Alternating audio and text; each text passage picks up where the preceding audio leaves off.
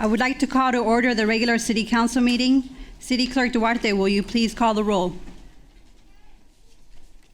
Councilmember Astin. Present. Councilmember Frometa. Present. Councilmember Saab. Here. Mayor Pro Tem Pacheco. Present. And Mayor Rodriguez is excused.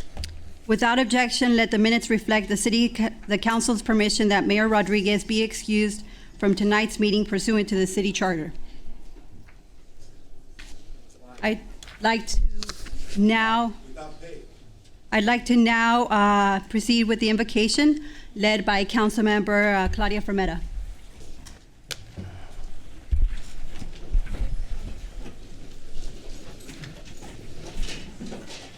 Can we please bow our heads? Thank you, Lord, for your presence this evening. Thank you for bringing us together as a community. And thank you, Father, because all things are under your control. We pray for tonight's council meeting. We pray for your wisdom, and we pray for your presence. We pray that the business that we are about to take part, that will be guided by you. And we pray, Lord, that you would give us the wisdom and discernment in decisions that need to be made on behalf of our residents. In your name we pray. Amen. Amen. Please please rise. I'd like to have Councilmember Sean Astin lead us in the Pledge of Allegiance. All right. Please stand. Take your hands over your heart. Ready, begin. I pledge allegiance to the flag of the United States of America and to the republic for which it stands, one nation, under God, indivisible, with liberty and justice for all. Thank you very much.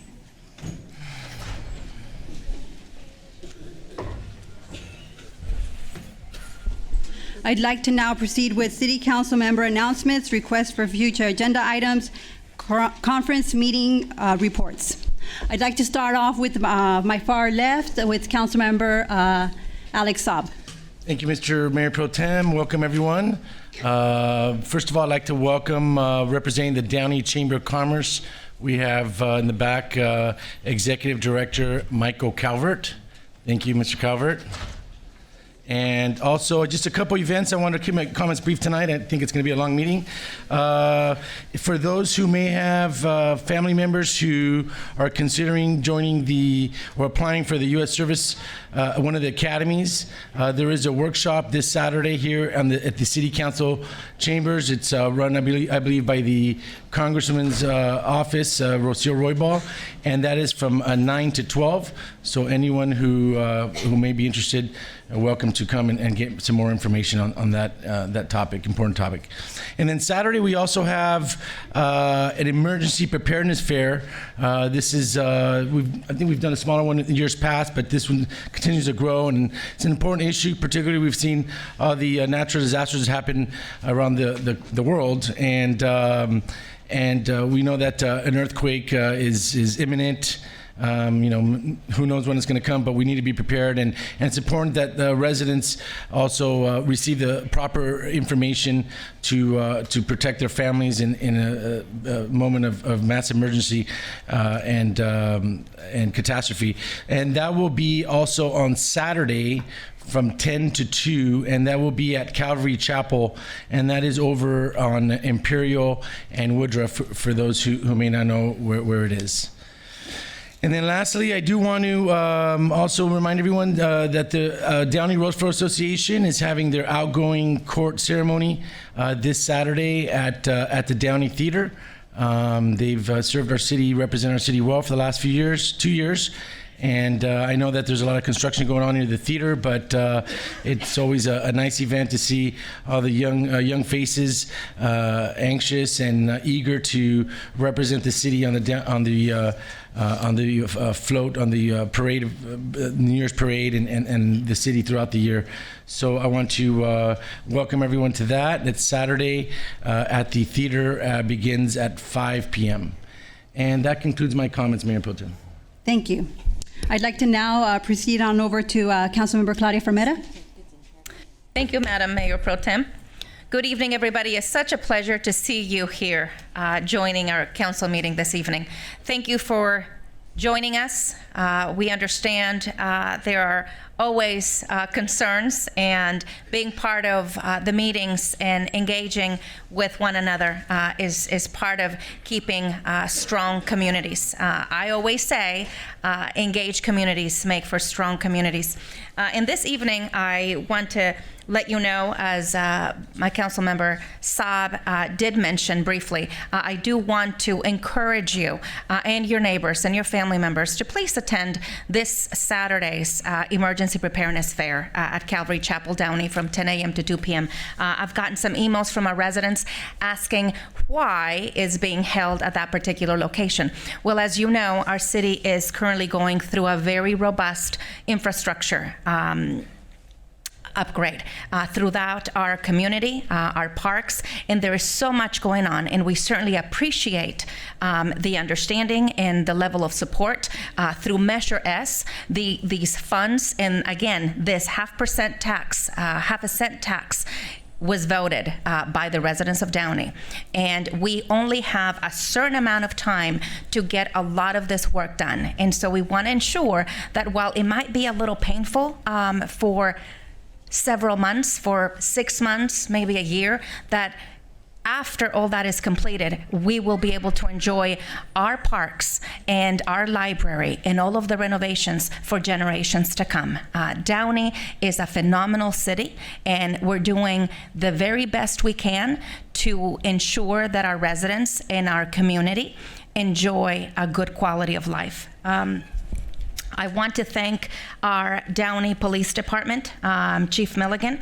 I want to thank you and your officers for the outstanding job that you do every day.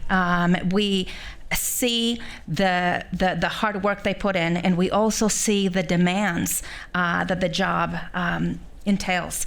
And as we know, ladies and gentlemen, we are living very volatile times, and the job that our Downey Police Department does is well done. And our officers do behave in such a professional manner. And please, I want you to thank them on my behalf, and thank for keeping us safe every day. Thank you.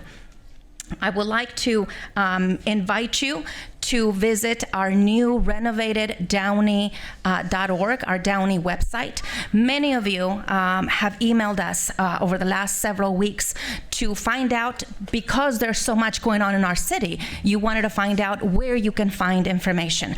And this has been a process that has taken several months, and I want to thank the folks that have been involved in the Downey website renovation project. My council colleague Astin and I took part in that renovation project, and that website was just released, or that renovation just completed and was released last week. And so if you have questions or comments, I invite you to look at the website, and if you have any additional comments, please send them our way.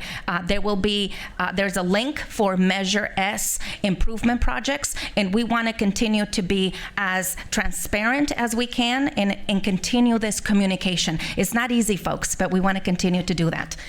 Lastly, I do want to ask, and I know it's big asks. Our public works is always busy, and with everything in front of us, you guys are doing a great job. Thank you. Our director of urban development. I see, I've gotten emails from our residents over the last couple of weeks regarding some complaints of unsightly homes or unsightly, cars that are parked on lawns, or vehicles that are not attended to, and referring to the way Downey used to be some years ago. And I do want to ask our code enforcement to continue to look at, I know we've discussed, Mr. Schindler, there is a program to assist homeowners if they are having some trouble with the upkeep of their home or their lawn. There are some programs available, but I think we really need to take a look at, and I do have, several communications that I can send your way, but we really need to look at having code enforcement get a little more vigilant and make sure that our neighborhoods maintain the standards that Downey has come to be known for. So, thank you. That would conclude my comments. Thank you. Now I'd like to proceed on over to Councilmember Sean Astin. Thank you, Madam Mayor Pro Tem. Good evening, everyone. It's glad to see so many people here today expressing your views and thoughts to us. We're very honored to have you all here to let us know how you're feeling about what's going on in the city. So thank you for being here. A couple of events I attended over the past couple of weeks. First and foremost, last Saturday was a very busy day in the city of Downey. So in the morning we had the Keep Downey Beautiful cleanup, our kickoff cleanup in September that we usually partner with Heal the Bay for. We were out on the riverbed, on the Rio San Gabriel riverbed. We had over 70 plus volunteers out there, just basically working on keeping our watershed as clean and debris free as possible. And some of the debris you find out there is just like how do people just not think about throwing it away? You find straws out there, beer bottles, just a plethora of things, and it's just amazing what winds up in that riverbed. And eventually, if it's in the riverbed, if nobody picks it up, it's going to the ocean. So I just want to say thank you personally to the 77 volunteers that were out there on Saturday, as well as the Keep Downey Beautiful committee and city staff that was out there. I know Lisa, you were out there as well. Lisa Fox in the back, who deals with the graffiti control and that as well. So thank you all for being out there and supporting us. So thank you.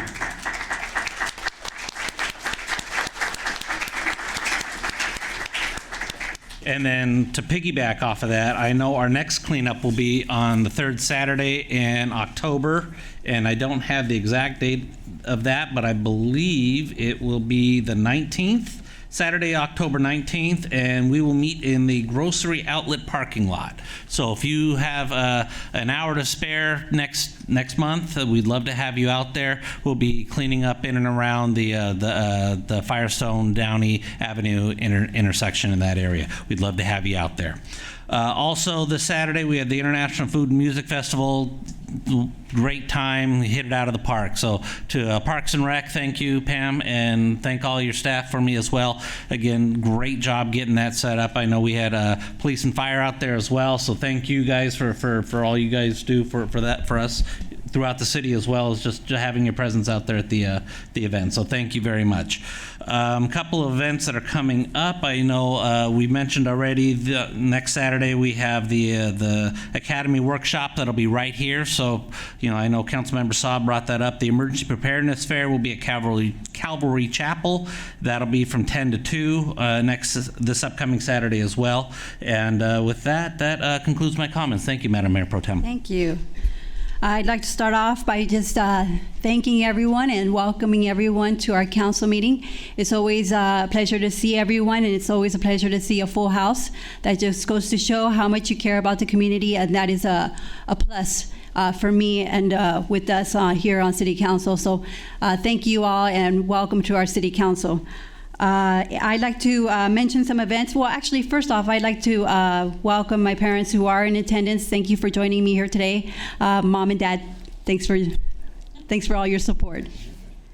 Also, events that I attended the September 11th Remembrance Ceremony. It was our second annual ceremony here in Downey. It's a day of remembrance, a day in which we lost many lives in 2001.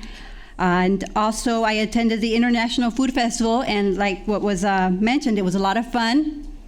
And we had food trucks, we had bands, we had face painting, we had rock climbing. So if you weren't able to attend this year, mark your calendars, because next year around this time in September, we'll have another event such as this. So I hope many of you can attend next year. Also, upcoming events, next Friday, we have the Ricky Galvez golf tournament at the Rio Hondo Golf Course. Registration begins at 10:30 a.m. And also, we have a Keep Downey Beautiful event. They're having a free used oil filter event on October 5th. And this will be at AutoZone on Paramount Boulevard. And it will be from 9 a.m. to 1 p.m. And again, welcome everyone. I will now proceed on with presentations, so I will be going down.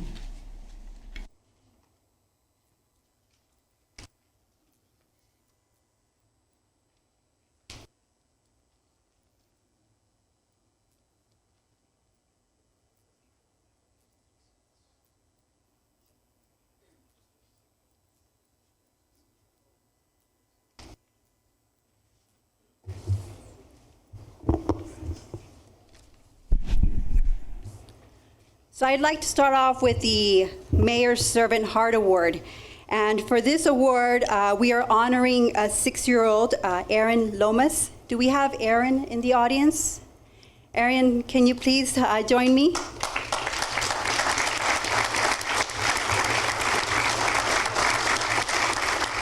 And can we also have your father join us, Alfred?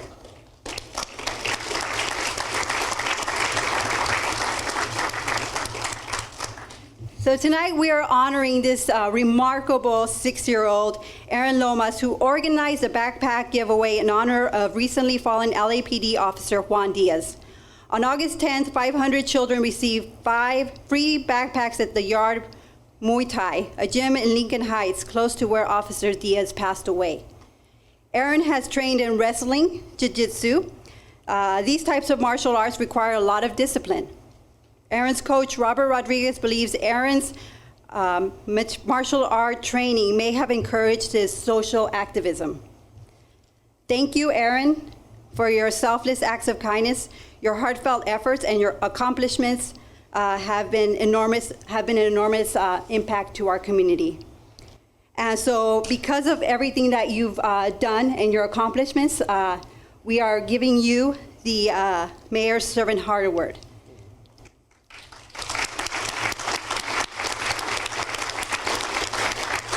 So now I'd like to give Aaron an opportunity to speak.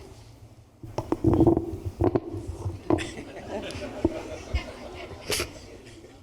just say thank you, everyone. Did you want to say something? Did you have a question, maybe? You have a question for Aaron? Maybe? No. So, Aaron, can you tell me what's your favorite part about jiu-jitsu? Learning. Learning. Okay. Would you like to say anything? Oh, sure. Well, we're just thankful for this opportunity. We know that Officer Diaz was killed by gang members, and individuals had asked, hey, are you guys concerned? And for the backpack giveaway, which reached over 500 families and children. And, I think we can all learn from the courage and innocence of a 6-year-old. In a time of crisis, the community is pulled apart, but yet, through the innocence of a 6-year-old, he was able to pull together a community at every level. The grandmothers, the residents, law enforcement was there. In fact, Officer Diaz's mother and family had come to the event as well, and we're very thankful. And we as well are thankful for this award because it really represents community. And everyone in this room represents community, and we're thankful for the mayor and the city council for this opportunity, and God bless.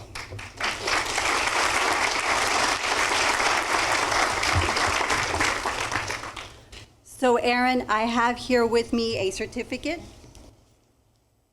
In recognition of your selfless dedication and always going above and beyond for others, your heartfelt efforts and accomplishments have been an enormous value to our community and have helped to further the common goal of making our city a better place. So on behalf here of the mayor, Rick Rodriguez, I provide you with this certificate of recognition. Along with that is this nifty little pin, lapel pin that you can wear, always representing the city of Downey. And I also have a challenge coin here for you. So I provide that to you.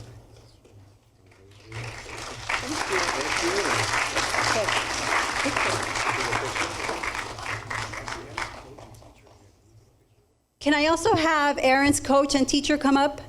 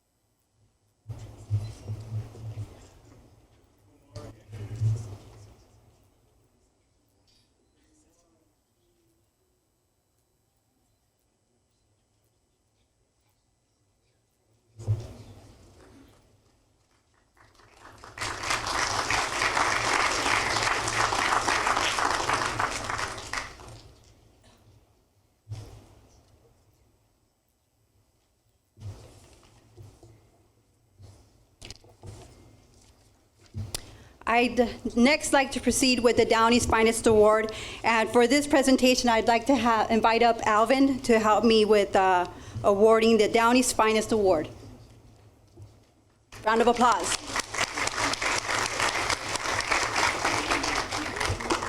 Thank you. I'd like to actually call Steve Vidar up, please.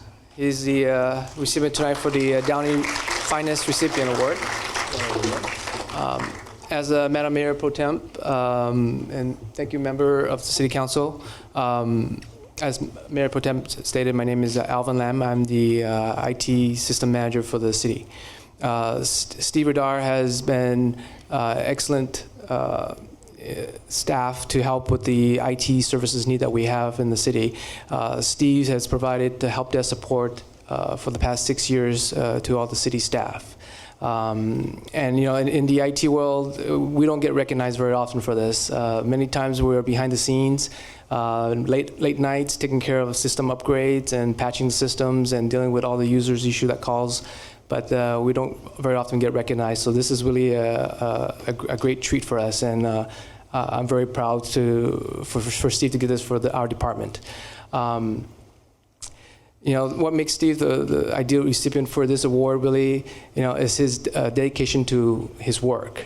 You know, he always strives to provide the best service to every end users he can. He always comes to work with a smile, energized and motivated, and just ready to take on the day. So, you know, Steve is the ideal recipient for this award, and I can't be more proud than to you know, have Steve receive this tonight. Unfortunately, you know, Steve's wife, Zara, can't be here tonight with us. She's most likely at home streaming. And so I think she's very proud to see Steve receiving this award tonight. And congratulations, Steve. Thank you. Very proud of you. You want to say a few words? Hi, hello everyone. My name is Steve Radar. I am so honored and humble to receive this Downey Finest Award. Please allow me to express my appreciation by thanking the Honorable Mayor, Mr. Rodriguez, who is not present tonight, and of course, admirable City Manager, Mr. Livas. Thank you. And a special thank to City Manager Assistant, Mr. Oskui. Thank you. And also I want to thank all the council members and basically Downey Fire Department, Downey Police Department. It's been such a great pleasure serving all the Downey servant. And I always believe that since all these folks serving the public, it would be such an honor to serve these folks as well. So I am so glad to receive this Downey Finest Award. And it's been a great pleasure serving the city of Downey. God bless all. Thank you.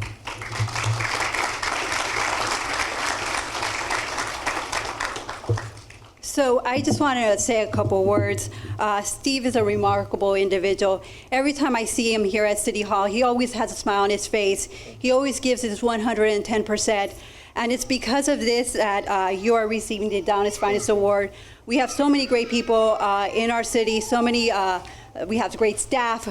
We have a great police chief and fire chief, city manager. But Steve, I truly appreciate all the work that you have done.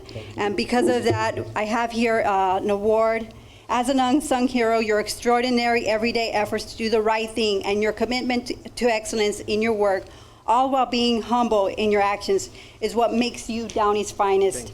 Thank you for furthering our common goal of making our city a better place for all. Thank you. Thank you much.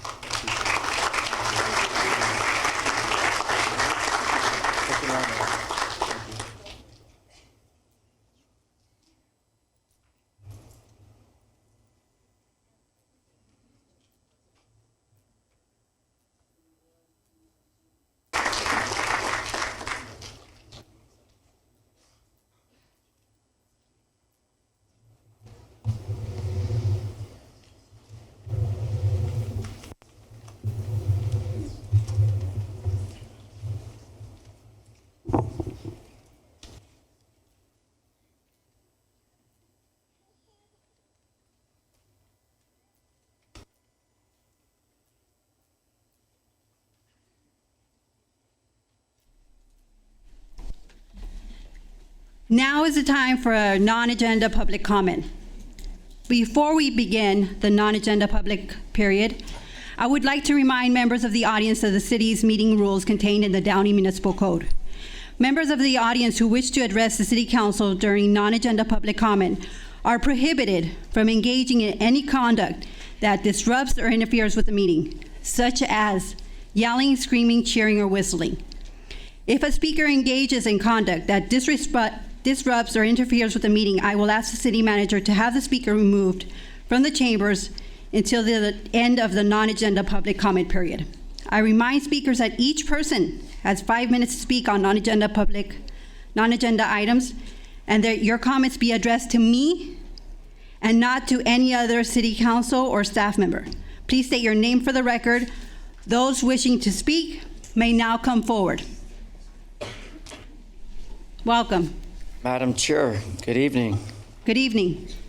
It's very pleasant to know that you're actually explaining disbelief of what issues should be about free speech or uninhibited, robust, unpleasant, sharp attacks on government. Sometimes the language could be offensive. Political arena is often a perpetrative and abusive, toxic argument. Some of you tonight are going to stand here and argue about some of the causes of why you're here tonight. I think it shows that people are fed up with our local government. I recall an incident based on the United States versus Bagdasarian, page 9812. Troubling is what was the statement as he was imploring about to shoot the nig lest the country be effed up for so many years. And this is regarding Obama. Obama, who did nothing for 8 years but caused this state of California to collapse because he created a freebie state. And as Bagdasarian pointed out, the history of this black person has done anything right. And I don't believe that. Individuals cause problems in our communities. When our law punishes words, when the law punishes words, we must examine the surrounding circumstance to discern the significance of those words and utterance. Yeah, I know there's children in here. We all know that we have children in here. But children hear the same words you say at home behind your closed doors, council people. And when I was at Downtown County Board of Supervisors with Ms. Janice Hahn, who should not be reelected, none of those Democrats should be reelected. This has nothing to do with the President of the United States. This has to do with what my statement is, free speech. Monitoring our free speech, telling us what we can and cannot say, censoring us when you believe our statement is a threat. Impossible. Impossible. Let me read into the record another account versus Watts with the Supreme Court of the United States, Statute 394 U.S. at 70506. If they ever make me carry a rifle, the first man or woman I want to get in my sights is LBJ. Well, who is LBJ? Who's Franklin Roosevelt? Well, the court held that we must interpret language, again, as I pointed out, could be caustic and robust, actually stir the crowd up to be upset. Why is this gentleman using the N-word? Why is this gentleman using the F word? Why is he throwing so many F-bombs? Because at a certain point in your life, you realize that if you want to stir things up and draw attention to a specific point in life, stir it up. As long as you don't make a criminal threat. Stanley Moss Courts has put 2 restraining orders against my life for simply saying I'll put a rifle on my back. And that judge, that commissioner, Laura Heimowitz, Hymowitz, is a bitch. How dare you take away my free speech and say I made a threat to an individual at a capacity of his administration for not doing his job. Pencil neck jackass. And people should know that when you make a statement and you make reference to the law, case law, you shouldn't be grounded up and thrown under a bus with a TRO for 5 years. Uncalled for.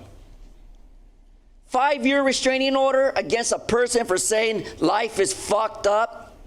Fuck the draft. Herman. Cohen versus the United States. Whitney versus California. Thank you, Herman. Understand that. Thank you. Understand that. Thank you. Next. Good evening. How you doing? My name is Romeo Rubalcaba. I'm a resident of the city of Downey, 13 years. Welcome. And the reason I'm here is because myself and some residents started a neighborhood watch. And one of the big concerns that we had amongst the neighbors were the golf balls in the netting. It's on Via Rio Nido between Old River Road and Sherry Avenue, basically the north side of the golf course. Properties has been damaged, vehicles, houses, tiles, that kind of stuff, which is no big deal. I mean, it's just property. But it seems like the last couple of years, someone sprinkled some magic dust, and all of a sudden, everyone's starting having children, myself included. My 2 children are back there, 5-year-old and a 2-year-old. Our biggest concern is obviously, sure, our properties, but more so our children. And our concern is that if a golf ball can damage, crack, shatter a windshield of a vehicle, then what will they do to a child's head, skull, and God forbid, their eyesight, eye socket. I personally have almost been hit a couple of times. I like to do my own yard. It's soothing for me to do my yard. I'm sorry. So I like to do my own yard, and I like to be out there and cleaning the yard. I've almost been hit a few times with the golf balls. I was speaking to a neighbor, and she just recently moved there about a year, and she's actually counted every golf ball that's landed on her property, 182 so far. I brought a small sample of golf balls that have landed on my property. I actually have 5 5-gallon buckets of golf balls. And so,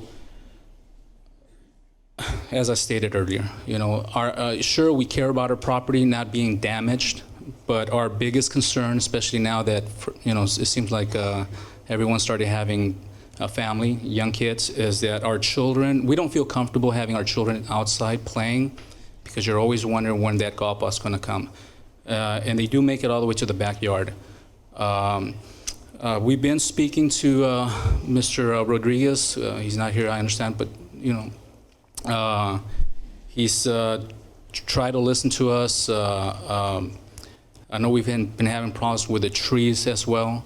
I know they recently pruned them, but what that caused was a 70% increase in golf balls now landing in our yards. I know it's expensive. I've spoken to some of the personnel who work on the golf course maintenance. I know that the city's trying to pay for new netting on the golf range, something to the tune of $80,000 per in between each one. I know it's going to be expensive, but $80,000 or, God forbid, the city being sued because a golf ball took the eyesight of one of the children out there. So I want to get ahead of this and rather do something now versus, God forbid, one of those golf balls hitting one of the children. That's all. Thank you.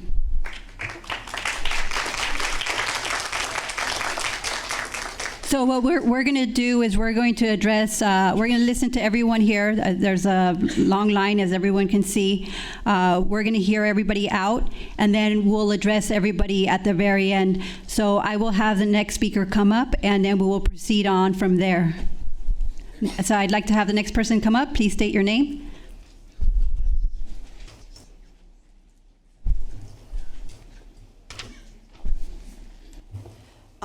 Good evening, council members.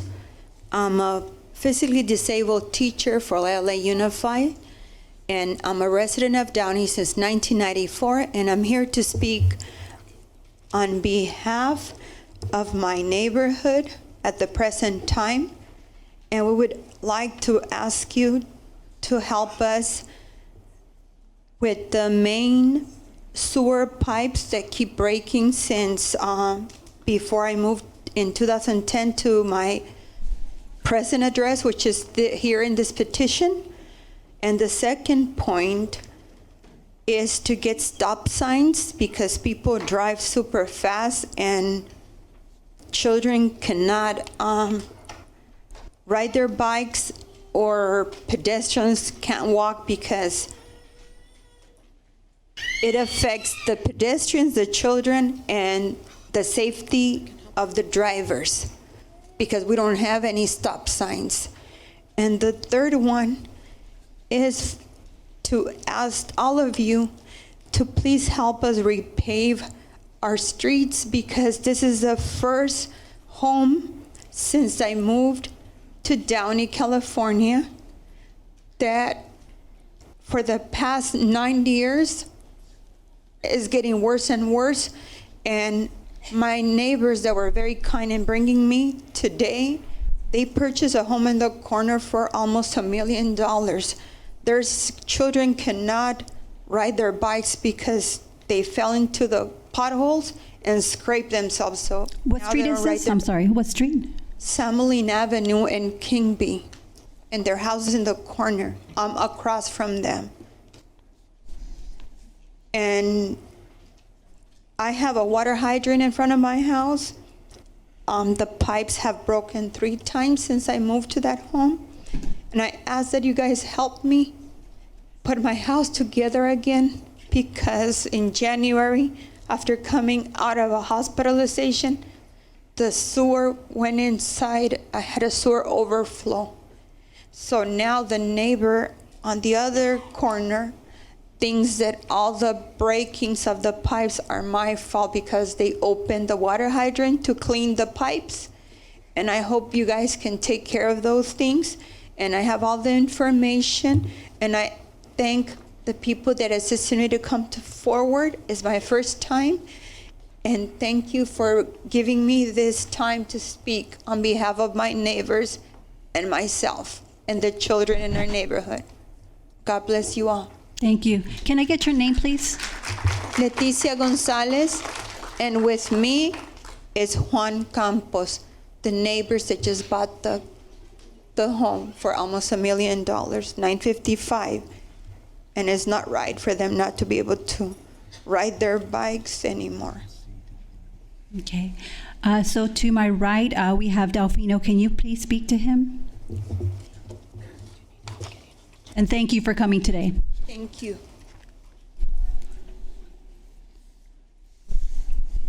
Next, please. Hello, good evening. My name is Lupe Aguilar, and I am from the little 3 streets that runs along the golf course. There is a lot of issues going on with this situation. The trees is a major concern and very highly expenses into our budgets. These branches are falling down. The leaves are constantly 24/7 in our swimming pools, backyard, front yard, sidewalk, creating the sprinkler water to stay in the sidewalks because they get clogged. The street sweeper only comes on Thursdays, okay? So these create a nest and a home for those mosquitoes. Myself, I cannot keep up raking the leaves and blowing the leaves 24/7, twice a day, if I wanted to keep up my vehicles away from those leaves. Those trees are humongous. I'm pretty sure they're being more than 60 years planted there.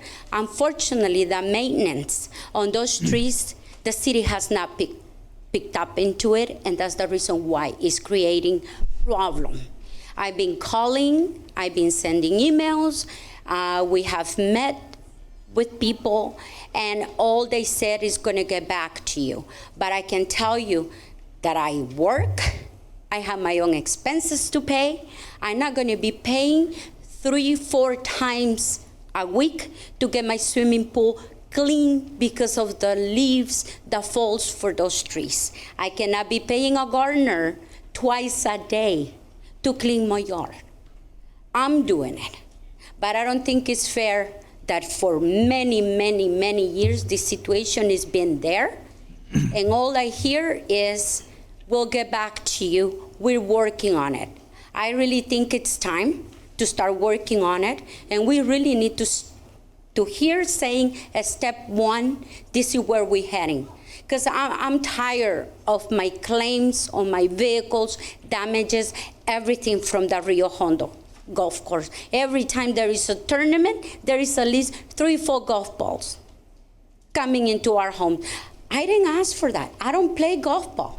I shouldn't be afraid of those golf balls coming and hitting me, my property, and everything else.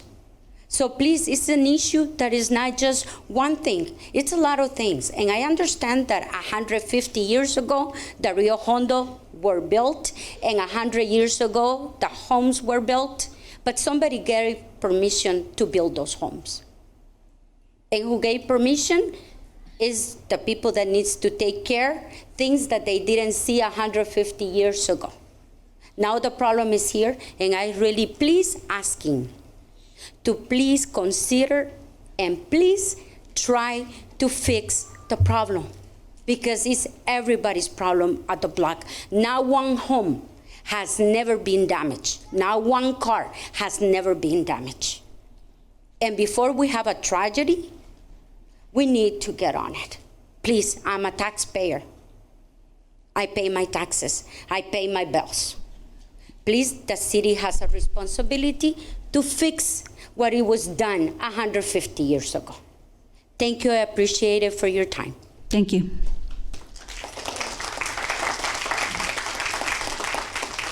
Next.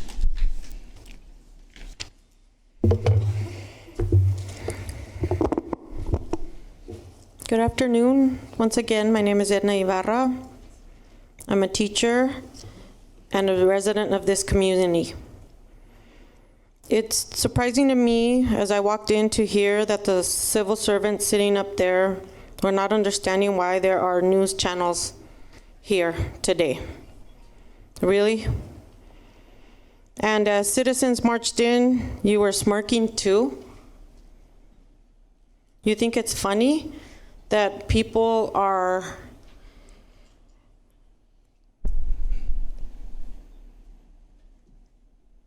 taking their rights, or that people are exercising their freedom of speech? Last time I was here, I asked you to please listen to your constituents, to your voters, and this is what we get, your look of shock, and also your smirks and laughs behind people's backs. Another question I have is, where is Mayor Rick? He's absent again.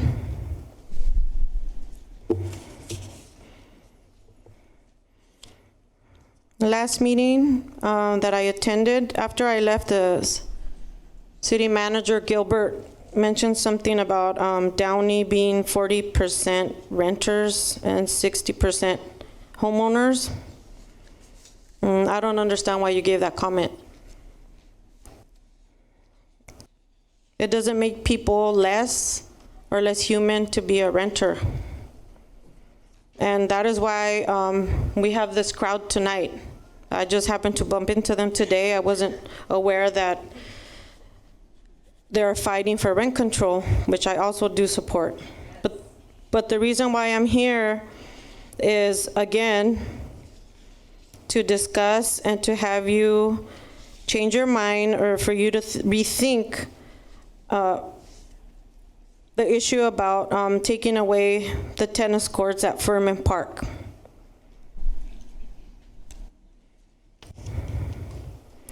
Furman Park has been here for over 40 years, and the tennis courts have been there with it. With Measure S came lots of millions of dollars to this community, and instead of augmenting sports locations for Downey kids, you're taking them away. I would like diversity of sports offered for working families in this community. Voters should have a say as to where the money is being allocated. I would like the city to facilitate more opportunities, again, and diversity in sports, like tennis.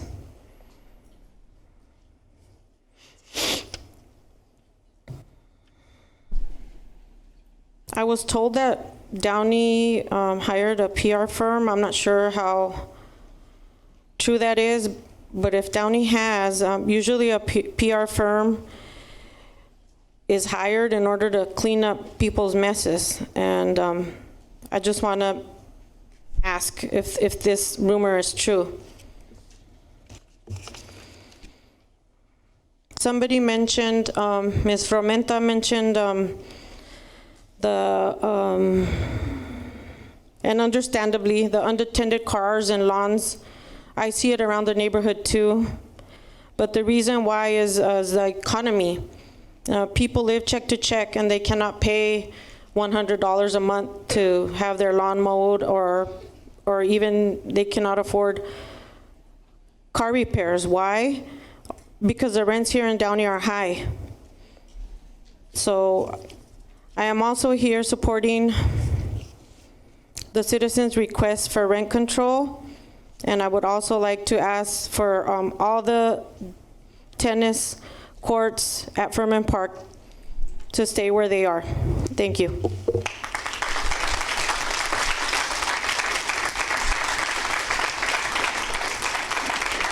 Thank you. So before the next speaker begins, I just want to mention one thing. We here on council, we truly care about what everybody says here tonight. We never make fun of or make light of your comments or concerns. So we invite you to be here today and to participate. This is what makes Downey a great city, that we care and that we all truly care about your concerns. So I'd like to have the next speaker come up. Hi, I'm Joe Serrano, a 25-year resident here in Downey. And I'm here basically again to, ask you guys, I know that you're Mayor Pro Tem, and I know that you're limited, I guess, in what you can do and what you can say. Last meeting, well, we had more people. Our tennis rackets kind of get the message, that we're hearing some things. The PR firm, that's not really a rumor. It's actually a reality. This company, Downey hired a PR firm to actually convey the message of Measure S, and they were supposed to basically speak to the residents and the people concerned about what was going to be done specifically, not like cursory, not generalizations.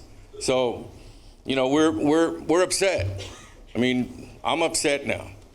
Okay, I'm not ready to give this up. I'm here in support too. We're overwhelmed with the people here that are basically, trying to, eke out a living.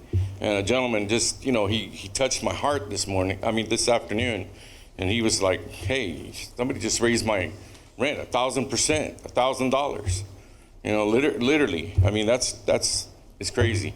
But to take a step back, you know, with the tennis court has been there for 40 years, and it's not time to take it down.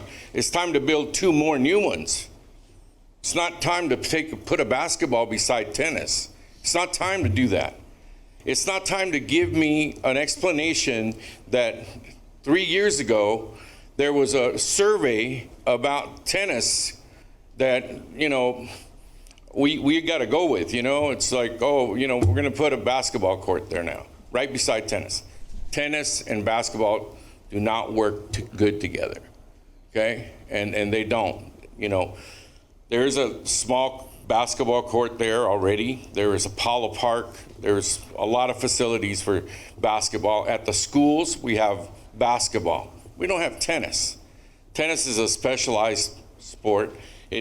I'm not actually even doing this for myself. It's basically to get the children access. As I did the tennis camp, I came here and I commended Heidi Lockwood. I've already said that. And, you know, it was great tennis camp, except at the end of the tennis camp, we were moved to Furman Park, where I found out that now we're going to change that first court into a basketball court, which, you know, is unacceptable. And it's just totally ridiculous. And then to boot, I asked for the logic and what's the logic behind that? Who planned this? Let me talk to that person so we could just see how good a basketball works right beside a tennis court. It doesn't. It's thoughtless. The tennis community has not been spoken to, okay? The tennis community has been left out of the conversation. Why? Don't understand it. I really don't understand it. You know, we have our Parks and Recreation leader. I mean, she's a former tennis player, college tennis player, as I was, and I continue to play. It's not that I play there consistently. I play all over the place, and I try to encourage people. I give tennis rackets away. I give tennis balls away. I try to get people involved. I gave 3 tennis rackets out the other day. Last night I was there. Students from St. John Bosco were there till like 8 o'clock. There were people waiting to play the tennis courts, and the park is closed. Literally, it's fenced off. So, whatever information you have that this decision was made based on, it's erroneous. Not to even. I've already said something about the 100-year-old tree and a falcon hawk that's homeless now, literally. And that even hurts a lot of people. A lot of people have told me that. So my time is up. Thank you very much for your time. Thank you.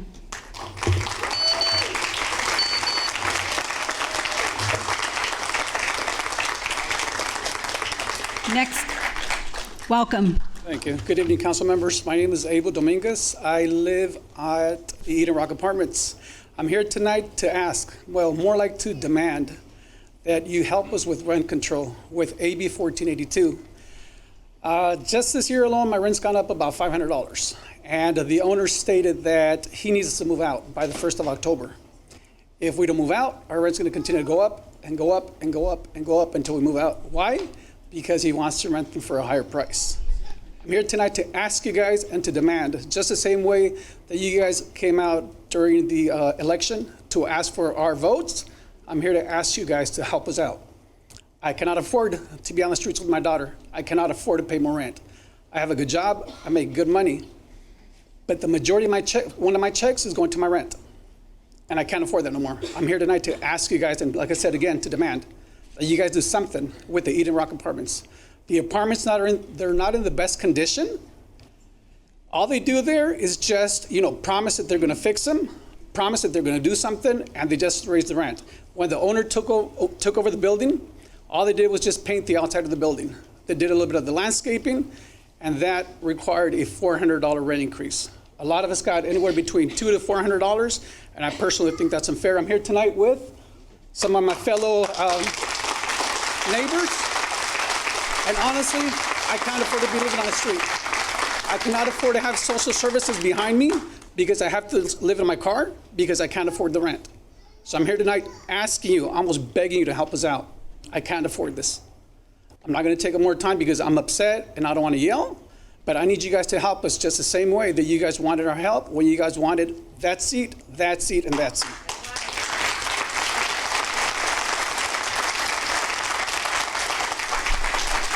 Welcome. Voy a hablar en español.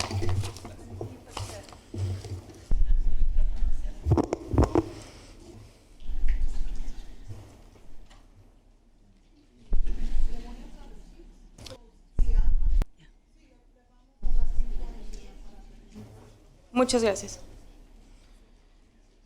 Buenas tardes, miembros del concilio. Mediante la presente me dirijo a ustedes para expresar nuestra inconformidad con el incremento de renta de los edificios localizados en el 10237 Western Avenue, Downey, California 90241. Se llama Eden Rock. Hace 5 meses compraron la propiedad. Los nuevos dueños son una compañía grande. Ellos hicieron un incremento muy grande. Fue de 30 a 45%, todos en diferentes días. Desafortunadamente en la ciudad de Downey no hay control de renta y no es posible pelear esto legalmente. ¿Lo tiene escrito?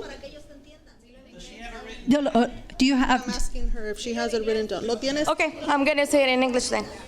¿Lo puede decir en inglés? Yeah, Oh, yeah, sure. She speaks English. Okay. Can I have it in Mandarin, please? Alrighty. So, do we start with my 5 minutes? Yes. Okay. Good afternoon, members of the council. Well, right now I'm actually standing up in here because I'm concerned about the rent control. There's no rent control in here in the city of Downey. Right now, our rent went to 30 to 45% up. That's about $500 out of my check. I'm disabled. This is coming out of my check and my husband's check, which we cannot afford, not even our rent. Okay, so this new their name is I don't really remember, Windstar. They bought the place, so they increased the rent, but the condition of the apartments are not good. So I'm demanding you guys to start doing the rent control. I'm being homeless 3 times. 5 years ago, I was 1 year in my car with my kids. So I'm gonna ask you, demanding, I'm not gonna ask you for a favor, to actually say yes to the AB 1482. Why? Even though it's not even that much help for us. Why? Because 10% is a lot of money for our paycheck. So this is my thing. There's a lot of families here that are advocating through me because I actually made this happen. So everybody, each one of you can actually understand the situation that we are going through right now. This is not a great city no more. I'm sorry to tell you this. This is not a great city no more. It's been 5 years that we're going through a hardship. It's this one thing, it's another one. But they're always raising our rent, always. When this is going to stop? I just want to ask you guys, what would you guys do in my place if you guys have to go and sleep outside in the street? What would you guys do? Come in here and talk to the same people that I'm trying right here to get some help. I wish that you guys help me. And I really want you guys to do it because our votes count. My kids are 18 and 19 years old. Their votes count. Believe me that for the future, you guys are gonna need those votes so you guys can be sitting down in there or maybe in another place or in another chair. I'm really mad right now, to be honest with you, because my grandma has been working for 33 years just cleaning houses so she can actually help me maintain myself and my kids. It's not fair for her, and I think she's 70 years already, and she's still doing it. It's not fair. So I want you guys to do something about this.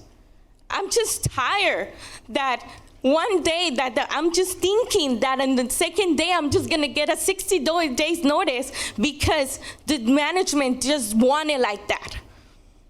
And I want you guys, and I want you guys to go to my building, to my place. I can actually cook for you so you can understand and see the situation, how reality is. I just want you to do it. Please, I'm begging you. As a citizen of Downey for 10 years, this is wrong, and I'm tired of this.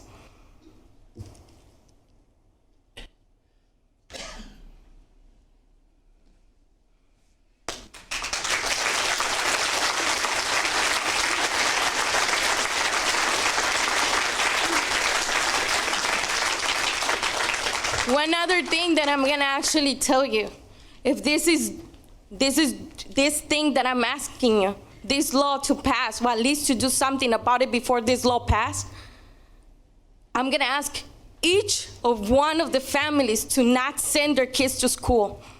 Why? Because city of Downey will lose money. And that way you can actually feel how we feel. And I'm over with this. Thank you. Thank you.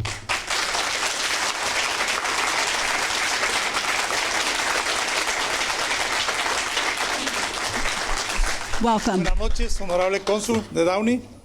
Gracias por este momento. Gracias por permitirnos estar aquí, a toda esta comunidad de Downey, a apartamentos Edenbrook.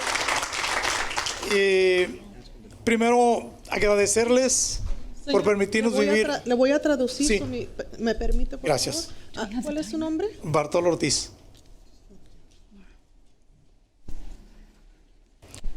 Primero agradecerles por servirnos. Permítame, Agradecerles. por favor. So he wants to thank the City Council for allowing them the opportunity to be here tonight. His name is Bartolo Ortiz. Gracias por servirnos. Gracias por permitirle a muchas familias hispanas vivir en esta ciudad de Downey. Una de las ciudades He wants para mí to thank you for your service and for allowing Latin Hispanic families to live in this community. Para mí una de las mejores ciudades que tenemos alrededor. Downey is one of the best cities in the area. Yo estoy radicando en Downey aproximadamente 14 años. Noviembre 1 voy a hacer 14 años. He's been living in Downey for 14 years. En Eden Rock Apartments. At the Eden Rock Apartments. Pues el motivo de estar aquí, de expresar nuestro consentimiento, es por la razón porque nos estamos viendo afectados a toda esta comunidad de Downey. Nos estamos viendo afectados por los elevados costos de la renta en los últimos meses. The reason why we are here tonight is because we are being affected by the rent increases of these previous months. Sabemos que pues hasta hace unos años no había habido un control de rentas, como no hay control de muchas cosas. We know that for several years there has been no rent control, just like there is no control of many other things. Pero también sabemos que se está aprobando una ley donde ya va a haber control de rentas también. We understand that there is a law that's being proposed where there will be rent control. Hemos sido afectados y principalmente yo estoy muy afectado porque yo tengo mi familia y yo aproximadamente gano de unos $1,800 a $2,000 al mes. We have been affected. My family has been affected because I only earn between $1,800 and $2,000 a month. Sé que no es culpa de ustedes ni de los arrendadores. I understand that this is not your fault or the landlord's fault. Yo soy una persona que le lucho a pesar de estar trabajando en un empleo cuando estoy ganando $1,800 o $2,000. Yo lucho por las tardes en mi tiempo libre para sacar adelante a mi familia. I am a person that fights to bring a better life to my family. Even though that I only make $1,800 a month, I also do things in the evenings to increase my salary. Mi preocupación es porque yo llegué a vivir en estos apartamentos en el 2005, perdón. Tengo una niña especial, una niña autista. Ustedes saben que a veces no es tan fácil vivir en algunos lugares cuando tú tienes un problema en casa como una niña especial. I've been living here since 2005, and I have a daughter with special needs, and you know that it's difficult to come and live in a place when you have a special needs daughter. Porque a veces las personas que viven a tu alrededor no lo entienden. Because many times people that live around you don't understand this situation. Estos niños pues tienen discapacidades que a veces no nos entienden a nosotros mismos como padres. These children have disabilities that sometimes they have a hard time understanding their parents. Entonces fui arropado en estos apartamentos, gracias a Dios. Hace 14 años vivo en estos apartamentos y todos los vecinos que están a mi alrededor conocen mi situación. I've been living in these apartments for 14 years, and many of the neighbors around me understand my situation. Y hemos sido aceptados. And we have been accepted. Pero hoy nos vemos muy afectados. But today we are very affected. Porque no sabemos qué vamos a hacer. Because we don't know what we are going to do. No es tan fácil movernos a otro lugar. It's very difficult for us to move to a different location. Así que en nombre de toda esta gente, todas estas familias que también están muy afectadas, pues quisiéramos ver qué es posible que podamos hacer. On behalf of myself and all these families here that are being affected, we would like to know what we can do. Aproximadamente hace 2 meses nos subieron la renta y fueron, pues no sé qué tanto por ciento sea, pero pagábamos 1,150 y hoy nos incrementaron a 1,550. Yo creo que es mucho, no sé qué tanto por ciento sea, pero son $400. We've been affected because our rent has increased in the last few months by $400. Muchas gracias.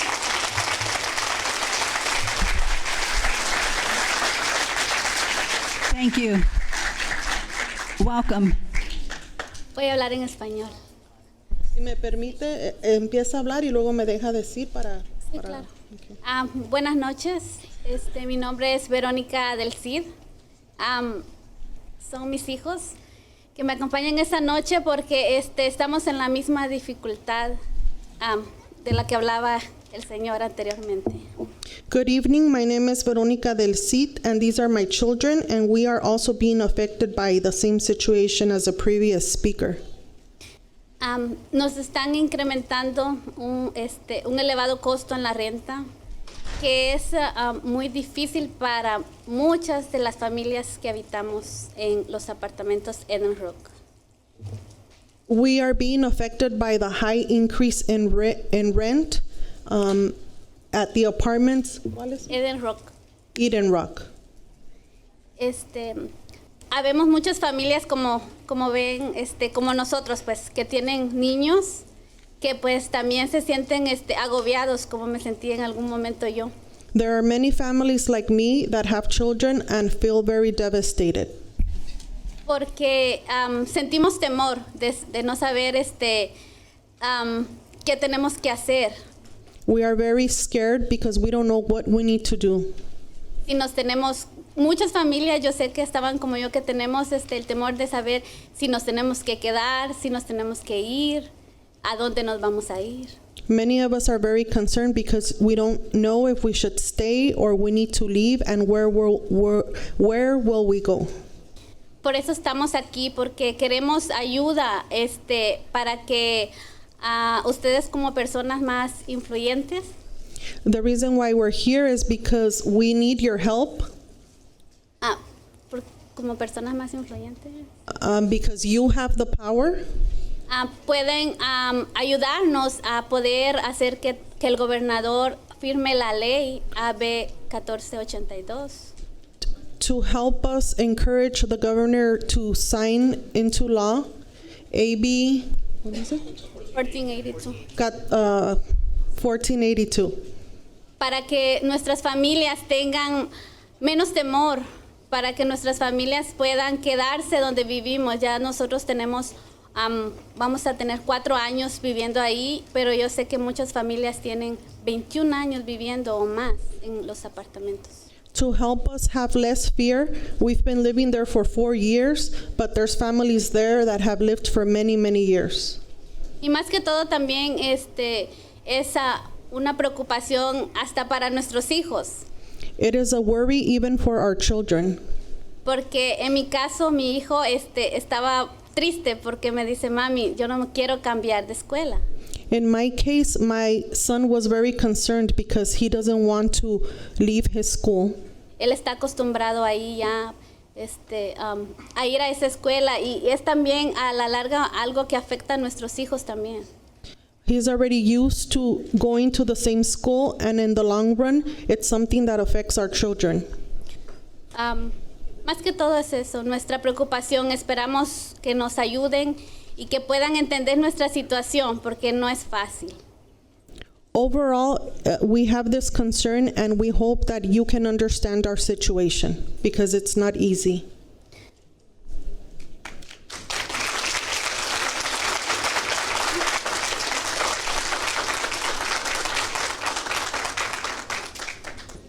Buenas noches. Welcome. Voy a hablar en español. ¿Sí? Igual. Mi nombre es María Villagómez. My name is Maria Villagomez. Tengo viviendo en los apartamentos Eden Road por 24 años. I have been living in the Eden Rock apartments for 24 years. Y es lo mismo, el incremento de la renta. And my concern is the same, the increase in rent. Pagaba 1,255 y ahora 1,550. I used to pay $1,255 and now pay $1,500. Y pues realmente no alcanza el sueldo para pagar renta. No estamos pidiendo ayuda nosotros al gobierno ni nada. Así es que si lo la van a subir, porque ahora los llegó un papel donde los dicen. It is very difficult for us because we don't make enough money to pay that amount. And today we received a paper that says. Sí, llegó el manager y nos dijo que los nuevos dueños quieren remodelar los apartamentos, pero sin la gente adentro. The manager came by today to say that the new owners want to remodel the apartments, but want the renters to vacate the property. Te da $5,000 si te sales el 1 de octubre. Si te sales después del 12 o 13, te baja la cantidad. Renters will get $5,000 if you move out by the 1st of October, but if you move out after the 12th or the 13th, the amount decreases. Si decides quedarte, vas a venir pagando $1,995, pues ¿cómo le vamos a hacer? Por eso queremos exigir. If you decide to stay in the apartments, you will be required to pay $1,995 monthly, so we don't know what to do.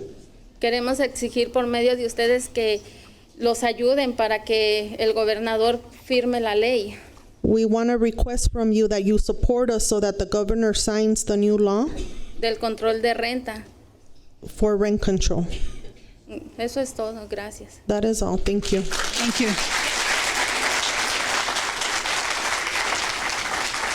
Welcome. Hello, my name is Emiliano Carrera. I've lived in Downey for almost all my life, and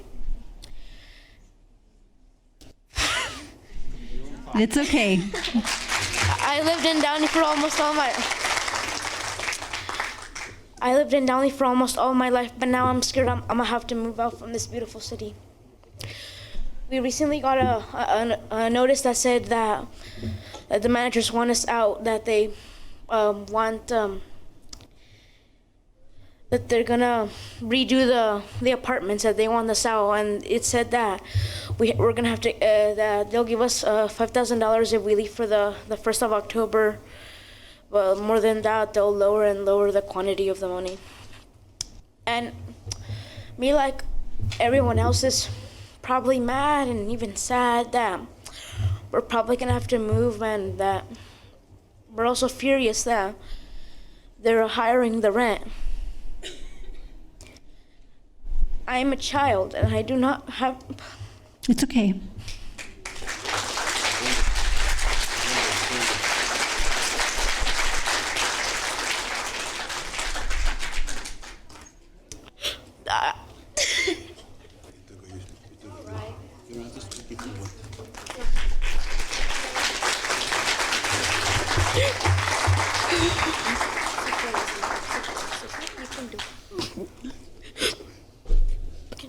You don't need emotional distress you bring to people.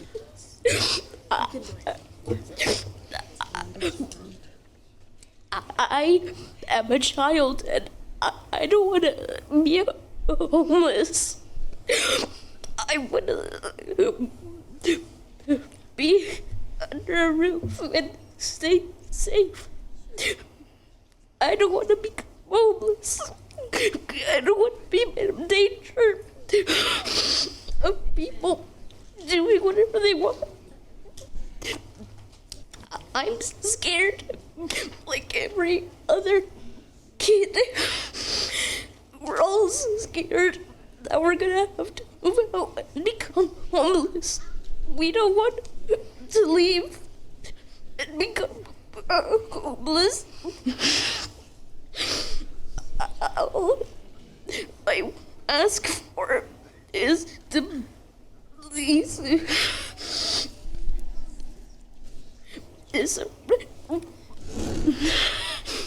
rent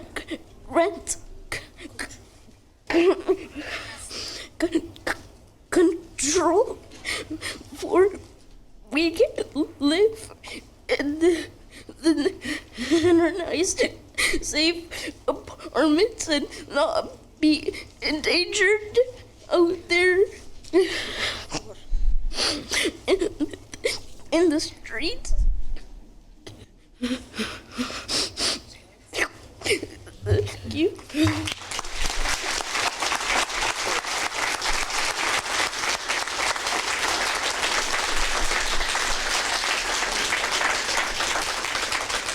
Next, welcome. Good afternoon, Rosario Sandoval. On behalf of Rentals Control, I do really appreciate you guys being here, and thank you for your service. I want to say that I sacrifice myself every day contributing to this city as a single parent. I'm able to sustain the place I'm living in. My daughter, Juliana, that is 12 years old, asked me the other day if we are going to get evicted out. It's very hard to have kids and be able to express yourself because you can't. What is it that you're going to tell them? So my reply was, what would you think that? And she said, because being said on the news. My eyes watered and I responded to her in a silent, controllable way. That no one will evict us due to poor decisions. It's sadly to come to this point, a decision that was made prior from our property management company named Wingstar, offering each and every tenant an amount of money to move out, trying to bribe us. Living in Downey has made me feel like Downey itself has failed me. No support and it's injustice. Sometimes something definitely needs to change. This shouldn't be a decision, it should be a choice. So I'm asking and I'm pleading to stand among us and unite on making the right decision. We are humans and we have rights, the same rights that you also have. Just as you ask God to be seated with us today, I'm also praying to my God to help me out in this situation of crisis. That's it. Thank you.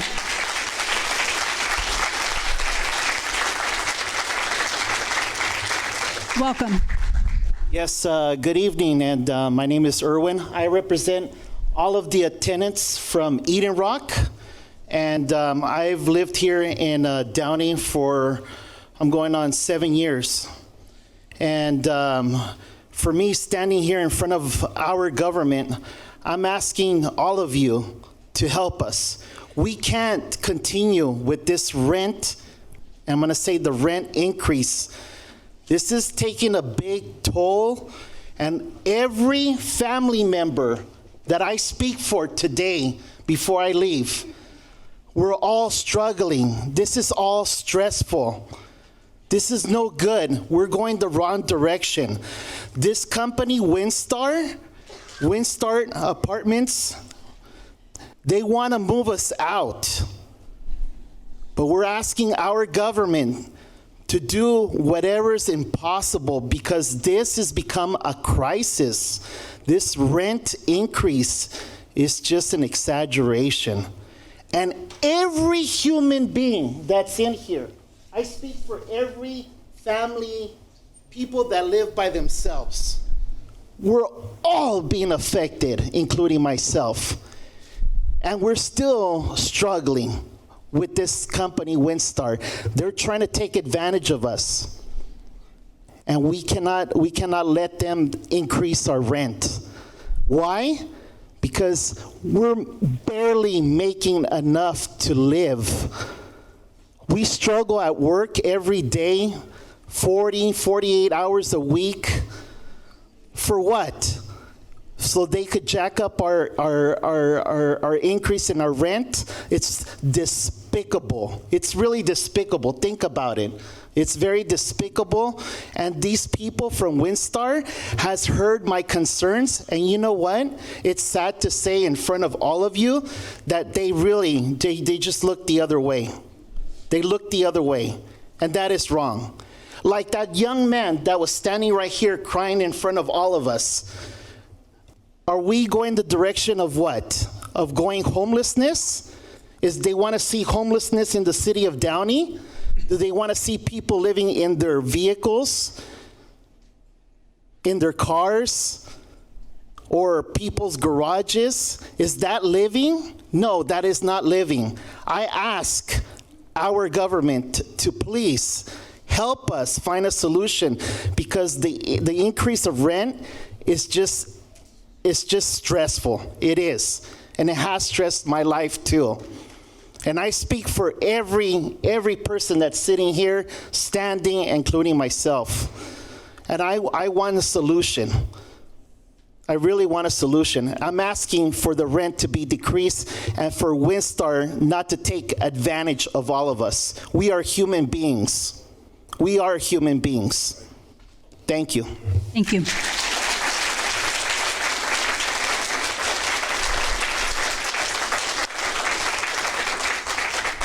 Welcome. Buenas noches. Voy a hablar en español. Mi nombre es Mireya Guzmán. My name is Mireya Guzmán. Voy a cumplir 13 años de vivir aquí en Downey. I've been living in Downey for 13 years. Sí. Dicen que el 13 es el número de la mala suerte. Yo no creo en eso. No creo que me voy a tener que mover de Downey. They say the number 13 is for bad luck. I don't believe in that. I don't believe I will need to move out of Downey. Tengo la esperanza esta noche con ustedes que nos ayuden a pasar la ley con el gobernador AB 1482 para el control de renta para mis hijos. I have hope that tonight you will support us so that the governor will pass AB 1482, rent control for my children. Mi niña tiene 11 años. El niño que acaba de llorar aquí enfrente de ustedes es su primo. My daughter is 11 years old. The child that cried here in front of you is her cousin. Tenemos muchos años aquí. Somos una comunidad. Nos apoyamos. A veces nos estresamos de nosotros mismos. We've been here for many years. We are a community. Sometimes we get stressed amongst ourselves. Pero seguimos juntos. unidos. Y hoy lo estamos demostrando aquí frente a ustedes. But we continue to be united. Together, we demonstrate that here tonight in front of you. Por favor, les exijo que nos apoyen. No quiero regresar a la casa hoy a decirle a mi hija que nos tenemos que ir. I ask for your support. I don't want to go home tonight and tell my daughter that we need to leave. Ella ama a Downey. She loves Downey. Y yo quiero decirle en un futuro que las personas que están sentadas frente a mí hoy, esta noche, nos dieron el apoyo para aprobar la ley. And I want to tell her in the future that the people sitting here in front of me gave us their support to pass this new law. Tengo la esperanza en ustedes. Sé que no me entienden, pero yo creo que más de uno es papá o mamá aquí. I have my faith in you. I know that you may not understand me, but I believe that at least one or two of you are parents. Quiero que mis hijos sigan creciendo en Downey. I want my children to continue to be raised in Downey. Y exijo el apoyo de ustedes para pasar esa ley. Exijo el control de renta en Downey. And I ask for your support to pass the new law for rent control in Downey. Welcome. My name is Leslie Hernandez. That I have been able to attend university, and I like to consider myself someone that is very involved. I have joined community service clubs that help not only the city, but cities around us. We even helped campaign for Ms. Blanca Pacheco because it was in the moment what we believe would have been very beneficial for our city. We wanted you in office, and just how I and a lot of people here have helped. A lot of you guys have the positions you have. I would like to ask you guys that you support us in return and help us as well with rent control, as it's something that you've been hearing a lot today. And it is a very serious issue. I know it's very repetitive, but the reason why it's being repeated over and over and over again is because we want to leave this day, we want to leave from this meeting today and let this be something that stays with you. That you're going to be thinking about it, not just me walking away and it's gone. We want that to stay with you guys because it's something that really needs to be solved, because as you see, a lot of families here, we're very devastated. We don't know if the day of tomorrow we're going to have a home. We don't know what our future is going to be, and we just ask, we beg that please you help, you do whatever it is in your power to help us. We know that, you guys only have a limited amount of power. You can't just make things happen, but whatever it is that's within your power, we ask that you please help us. This is a very beautiful city. I know a lot of people have a lot of complaints, and perhaps there are things that can be fixed, but from what I've experienced, this is a city that I've grown to love. It's a big part of who I am, and I would really appreciate if all of you would just, whatever is within your power, please help us. I'm begging you. I've came to see myself in the position where I pretty much grew up dreaming about going to college, giving my family a better life. Right now where we live, Eden Rock Apartments, it's probably the worst place anyone could live. And even then, bringing my family out of the state we're in, I always wanted to take them somewhere better, but somewhere within Downey. This is a place I would love to stay in. I know you guys are working on making it a better place, and I really appreciate it. And I don't want to... Okay, sorry. I'm just finding myself very compromised right now to the point where I might have to drop out of school just to help my parents out by getting a job, just to help them pay the rent. And I know when you make a lot of renovations to the city, obviously a lot of places will bring their rent up, but if you were to see the place we live in right now, just 2,000 is a lot for what we live in. We live in a one-bedroom apartment. You go to your typical high school classroom. The classroom perhaps is the size of what one of our apartments is, and I don't think that's worth $2,000. So whatever's in your power, I ask that you guys please help us out. And thank you for letting us be here tonight and for hearing all of us what we have to say. Thank you. Thank you.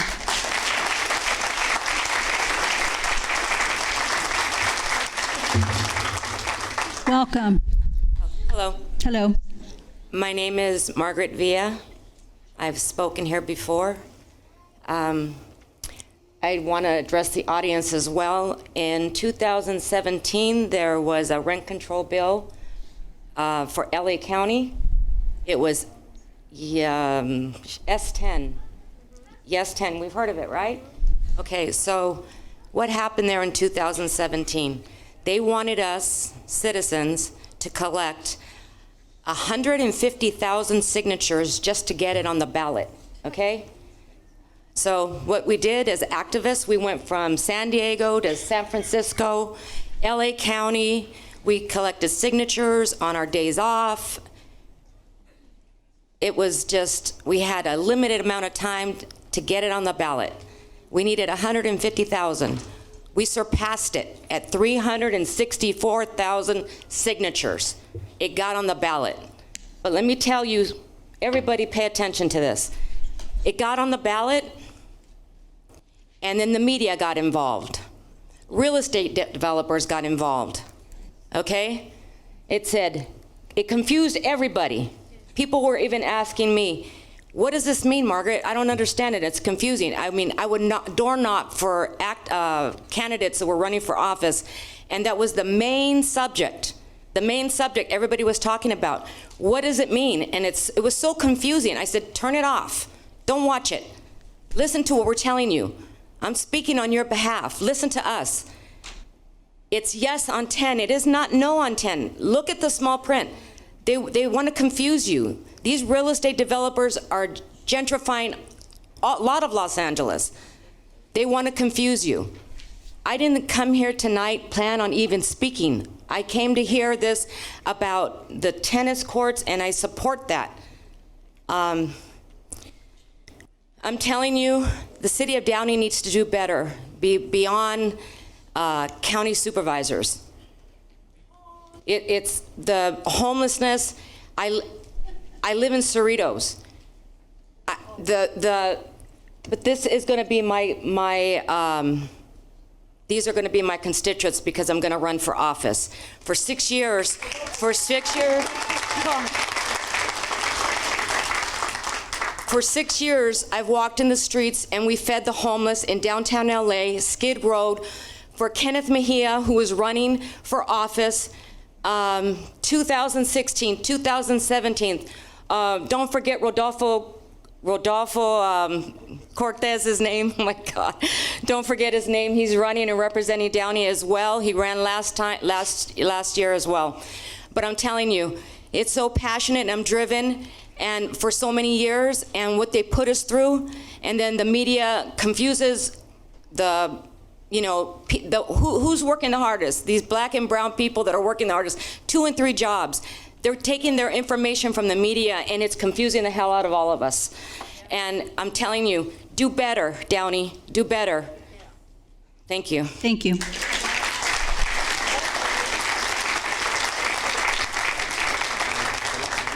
Oh, thank you. Welcome. Yo hablo en español. Buenas noches, mi nombre es Noé Ulloki, y yo vengo a hablar sobre la proposición, la AB 1482. Good evening, my name is Noé Ulloki, and I'm here to speak about Assembly Bill 1482. Y ustedes no se ponen a pensar acerca de nuestra comunidad. Muchos de ellos son madres solteras, y muchas de ellas ganan el mínimo, cosa que ustedes no hacen, cosa que ustedes no ganan. You don't think about our situation. Many of these ladies are single mothers, and they don't make enough money. Yo no pienso en saber que el día de mañana los niños que están creciendo con mi hermana, la sociedad se destruya gracias a que está incrementando la renta en el... I don't want to think that the day of tomorrow, the children living with my sister, lives will be destroyed. Por el incremento de renta que está pasando ahorita en el edificio en el Eden Rock. Because of the rent increase taking place right now at Eden Rock. Solamente les estoy pidiendo que nos ayuden porque ustedes ahorita están ahí sentados a gusto, no sabiendo nuestra situación. I want to ask for your help because right now you're just sitting there comfortable and you don't know our situation. El día de mañana nosotros podemos estar aquí y al siguiente ya no. The day of tomorrow we can be here and the following day we can be gone. Simplemente porque se les antoja de un día para otro subir la renta y no pensar en nuestra comunidad. Simply because they think of just raising the rent and not thinking about the community. Ustedes acaban de ver al niño llorando aquí, ¿cierto? Ustedes quieren ver a ese niño en un futuro ayudando, siendo volunteer aquí, ¿verdad? No quieren que esa comunidad se destruya. Ustedes quieren que Downey sea mejor. You saw that child crying here. You want that child in the future to be here, be a volunteer? Ustedes quieren eso, ¿cierto? Ustedes quieren que Downey sobresalga. Entonces ayúdenos. That's what you want, right? You want Downey to succeed, so then help us. Es lo que ustedes quieren y si ustedes, pónganle que nosotros no tengamos dinero, pero nosotros tenemos la gente. Esa gente es la que va a darles el voto. Si ustedes nos ayudan, cuentan con nosotros.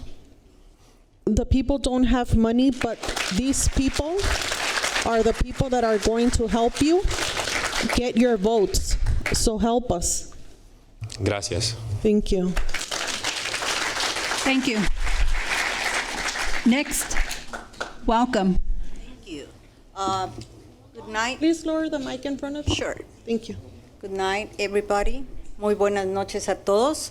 Hoy me voy a dirigir en el idioma español. Good evening, everyone. Today I'm going to speak in Spanish. Porque considero because I consider que estamos siendo víctimas, that we are being victimized, that we're being victims, that we are being victims del mercado inmobiliario, oh God, del mercado inmobiliario. No sé qué es eso. Las personas que nos están desalojando, we are being victims of the landlords that are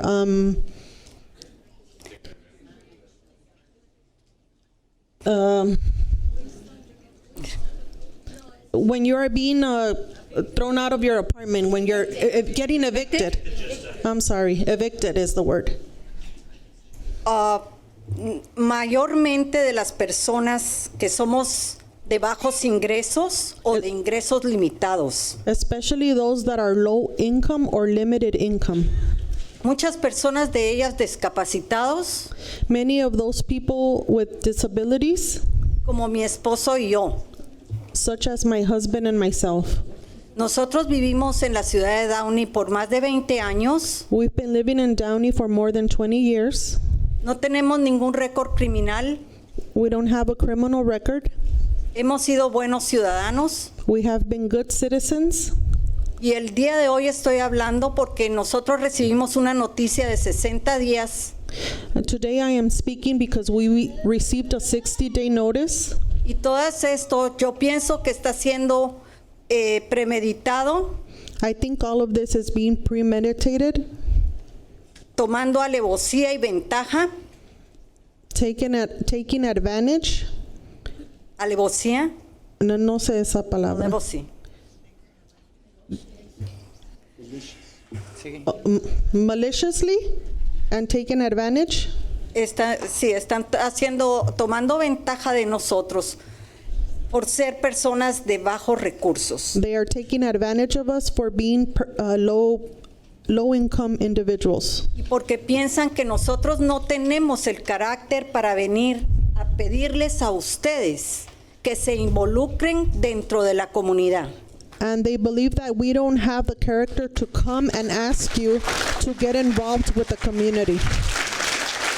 Y la noche de hoy yo les vengo a pedir a todos y cada uno de ustedes. And this evening I come to ask each and every one of you que por favor se involucren to please get involved en el problema de hoy, in this problem today, porque están involucrando al futuro de la ciudad de Downey como los niños y todas las personas que están aquí presentes. Because the future of Downey is being involved, such as the children and everyone else here present.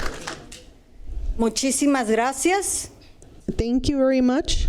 Y nuevamente mi dirección es 9830 Paramount Boulevard en la ciudad de Downey, California. Mi nombre, Gabriel Groshan, y mi esposo, Alejandro Llarena. Muchísimas gracias. Buenas noches. Thank you. Permítame. My address is 9830 Paramount, Downey. My name, Gabriel Groshan, and Alejandro Llarena. Llarena. También les quiero decir que no solo somos nosotros. Allá atrás hay otras 3 familias y un negocio. I also want to tell you that it's not only us. In the back are 3 families and a business que nos están forzando a irnos. that they are forcing us to leave. 20 años no se deshacen en 60 días. 20 years do not get dissolved in 60 days. Por favor, Please pongan atención a todo lo que está pasando alrededor. pay attention to everything that's happening around you. Esto es una avalancha. This is an avalanche. Nos quieren agarrar a todos They want to take us all fuera de la ciudad solo porque somos de bajos recursos. out of the city because we are low income and we are limited. O tal vez porque ellos quieren ganar mucho más dinero Or maybe because they want to earn more and more money sin poder aportar a la comunidad. without giving back to the community. Porque nosotros somos Downey. Because all of us are Downey. Nosotros pagamos los impuestos de aquí. We pay the taxes here. Nosotros les pagamos a ustedes. We pay you. Les ruego que tomen atención. No solo es este edificio, I ask you to pay attention. It's not only this building. son más edificios, There's more es buildings, más gente. more people. Por favor. Please. Thank you. Thank you. I'd like to interrupt our speakers. Before we go on to the next speaker, we're going to take a 5-minute recess break to give us an opportunity to stretch our legs. Thank you.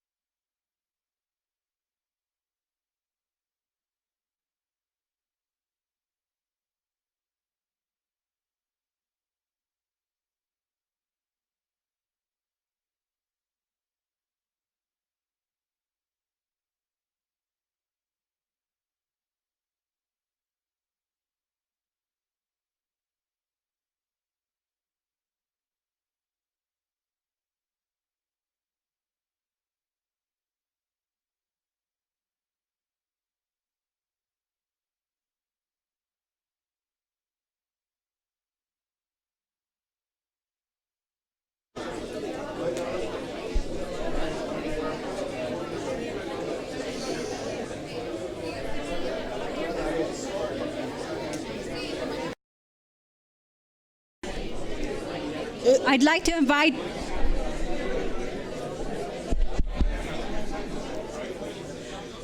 invite back our council colleagues.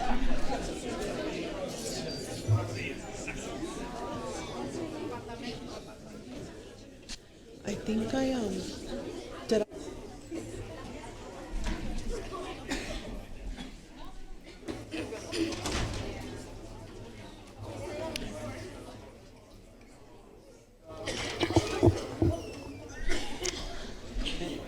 I'd like to now reconvene our council meeting.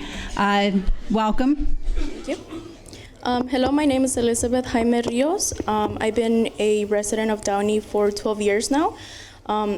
Originally, I found out about this last minute, so I don't live in the apartments that the majority of the people came. However, the situation that they're going through right now happened to my family last year. Our rent used to be of $999.95, I believe, so almost $1,000. And they increased the first time our rent for $250 more, so we ended up paying $1,250. Then a year later, they increased for $200 more. So now,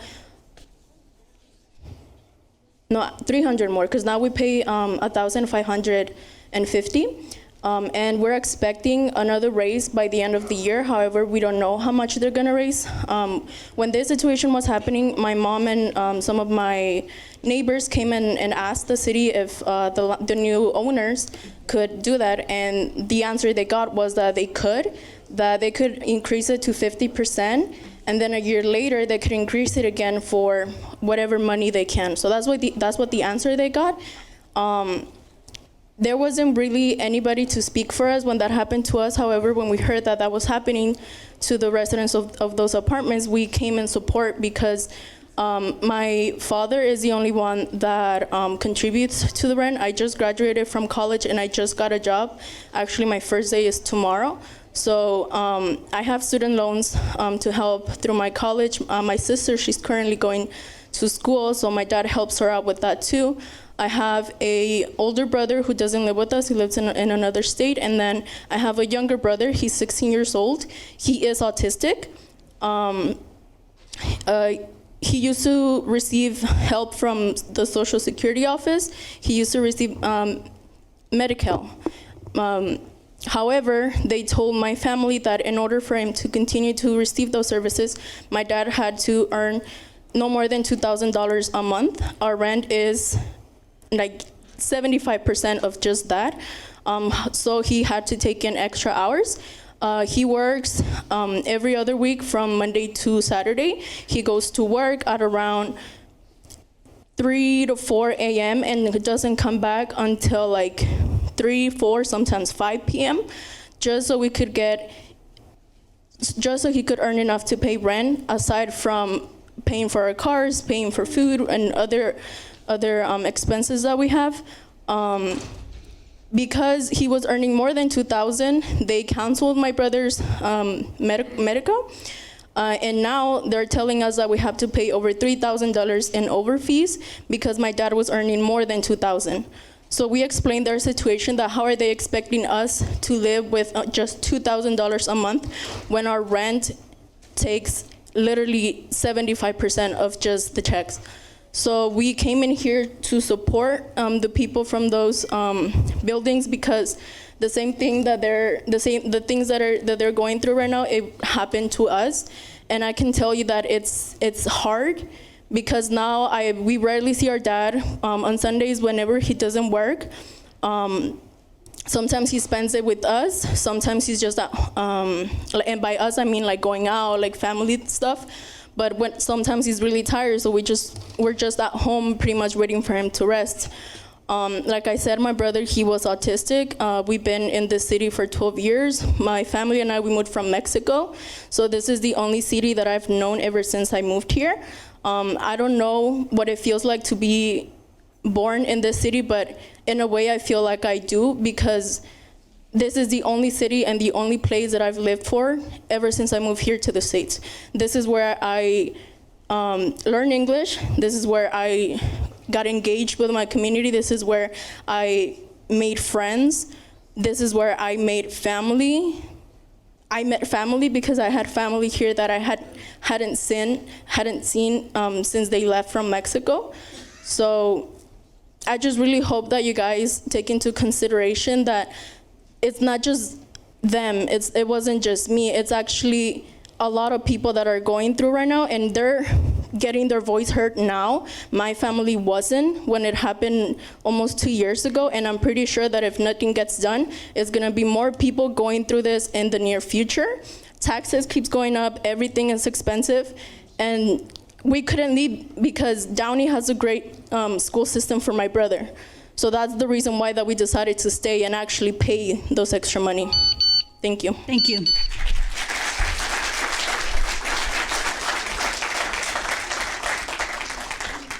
Welcome. Buenas noches, voy a hablar en español. Mi nombre es Omaira.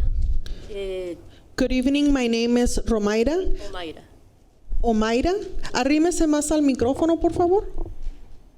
Estoy aquí para, en nombre de mi comunidad o de todas las personas que viven en los apartamentos de Eden Road, pedirle a ustedes que intercedan por nosotros y que consigan el control de renta, porque es un abuso de los renteros que de un momento a otro nos han querido subir 350. Permítame. I am here this evening in representation of all of the community at Eden Rock to request that you help us with this rent increase.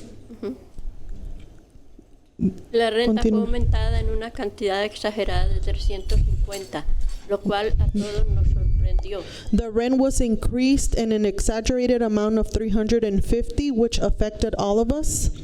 Yo soy una persona que tengo un esposo de 76 años enfermo. I have a husband of 76 years old who is sick. Y un hijo de 33 años con problemas mentales. And a 33-year-old son with mental issues. No hacemos lo suficiente para darnos el lujo de pagar $1,550 más la comida. We don't make enough money to give us the luxury to pay $1,550 plus food. La comida y la alimentación. Imagino que toda la comunidad está pasando el mismo problema. I imagine that the entire community is going through the same situation and problem. Por eso estoy aquí para pedir en nombre de todos que nos ayuden, por favor. That's why I'm here to ask on behalf of everyone that you help us, please. Yo creo que todos y cada uno de nosotros se los vamos a agradecer si ustedes hacen eso, porque no es solamente por la comunidad del Eden Road Apartment, sino de toda la comunidad de Downey. I know that each and every one of us will be grateful to you if you help us, because it's not only the Eden Rock community, but it's the entire Downey community. Okay, es todo. Gracias. Que tengan buena noche. That's all. Thank you.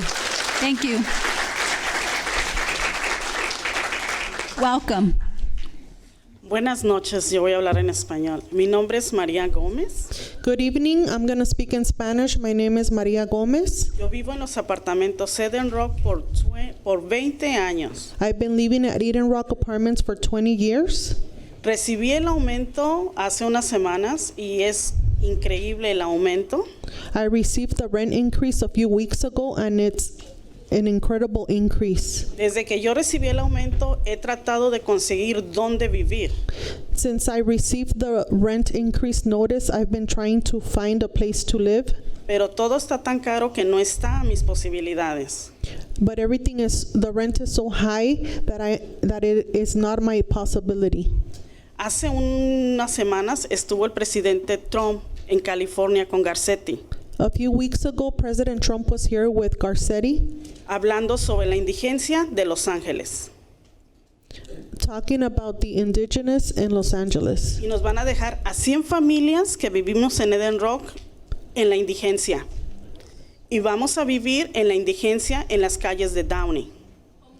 Homelessness.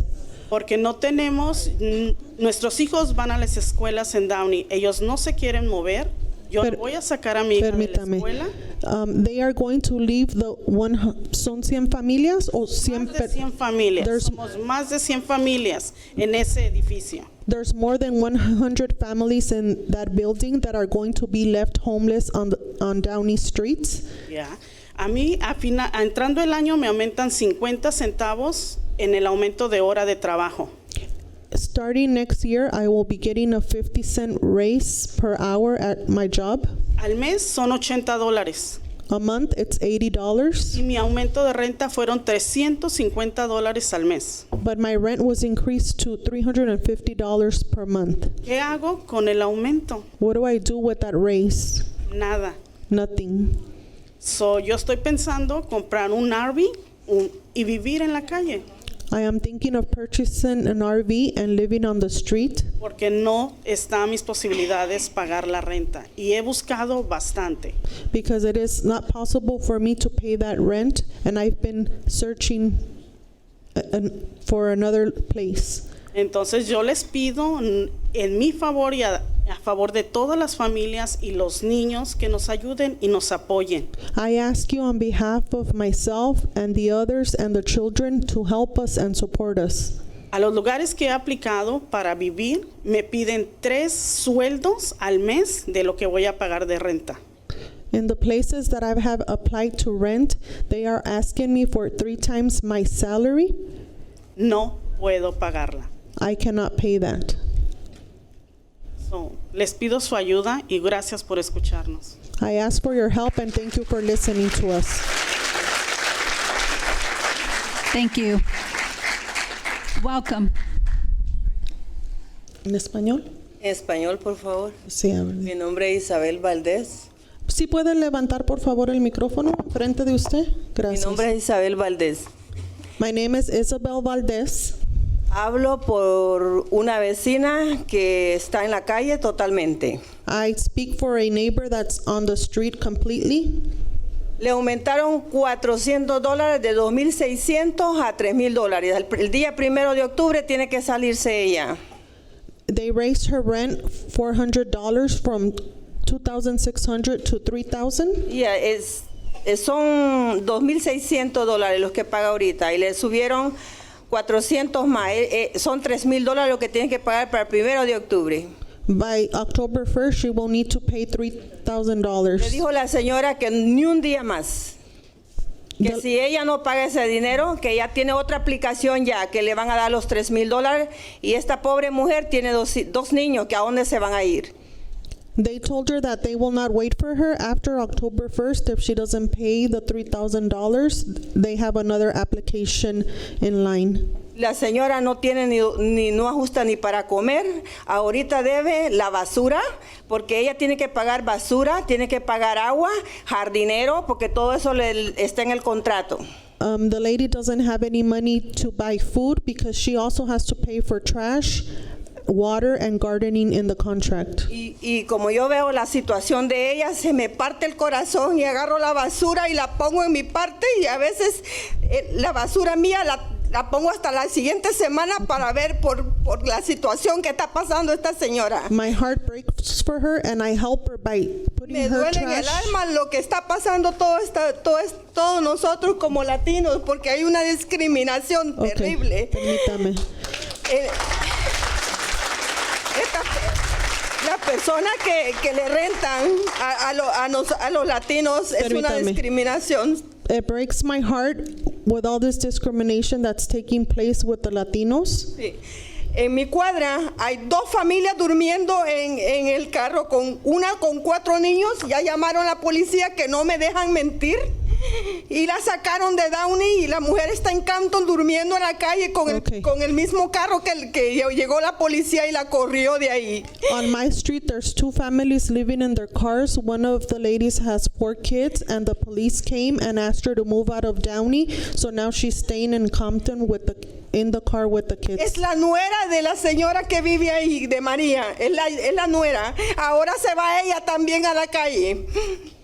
She is Maria's relative. Now Maria is also going into the street. Entonces yo necesito ayuda para toda esta gente, que tengan piedad, y ustedes como piden su voto y exigen su voto y entonces nosotros exigimos ayuda para esta gente. Por favor, pongan su mano en la conciencia y miren la situación de toda esta gente, por favor. I ask for mercy from you, just the way you ask for your vote. Please help and see these individuals' situation. Gracias, muy amable. Gracias. Tengan Thank en you, very cuenta esta kind. situación. Please keep in mind this situation. Thank you. Next, welcome. Buenas noches. Mi nombre es Belma Baltasar. Good evening, my name is Velma Baltasar. Y como todos ellos también, yo vengo del apartamento Eden Rock. Just like everyone else, I'm here from the Eden Rock Apartments. Hace un año, el antiguo dueño, yo pagaba $1,050 de renta. A year ago, with the previous owner, I was paying $1,050. $1,050 a month per rent. For En rent. agosto empecé de este año a pagar $1,550. In August of this year, I began to pay $1,550. Me subieron $500 en tan solo empezando este año. Me llegó el papel como en marzo para empezar a pagarlo en junio. They raised my rent by $500. I received the notice in March and began to pay $1,550 in June. Mi esposo y yo trabajamos los dos. My husband and I both work. Yo me levanto a las 4 de la mañana para irme a trabajar, un turno en la mañana para que mi esposo se pueda ir a trabajar en la tarde y no tener que dar a cuidar a las niñas y poder estar al cuidado de ellas porque tengo una niña con autismo. I have to get up at 4 in the morning to go to work so that my husband can work in the afternoons and we don't have to give the children to daycare because I have a daughter with autism. Esta noche, en nombre mío, de mi familia y de todos ellos aquí presentes, yo creo This evening, on behalf of myself, my family, and everyone here present, I believe que esta noche that this evening ustedes se han dado cuenta en la condición que se encuentra la ciudad de Downey. you are aware of the condition in which the city of Downey. No somos los únicos. We are not the only ones. Hay más gente en esta situación que a lo mejor esta noche no han podido estar aquí porque tienen que tener 2 o 3 trabajos para poder pagar su renta. There's others in this situation that could possibly not be here because they have to have more than one job in order to pay their rent. Yo esta noche les exijo a cada uno de ustedes, This evening, I ask each and every one of you, así como ustedes, para estar ahí donde están hoy sentados, ocuparon el voto de cada persona que vive en la ciudad de Downey. just like you needed each and every person's vote living in the city of Downey to be in your seats this evening, Y tener el poder para poder ser nuestra voz, yo les pido esta noche, les exijo que no defrauden, no solo a nosotros que estamos aquí, sino a toda la ciudad de Downey, que nos ayuden, por favor, a que entre el control de renta. She's asking for the council's help and support to support the rent control. Por favor, porque si no, en un año no vamos a estar aquí. En menos tiempo vamos a estar todos en la calle. Y si queremos que usted, como ustedes dicen, que esta es una ciudad hermosa, no es la que va a estar aquí en menos de un año. Todos vamos a estar en la calle. Because in 1 year, all of us are going to be homeless and it's not going to be a beautiful city because we will all be on the street.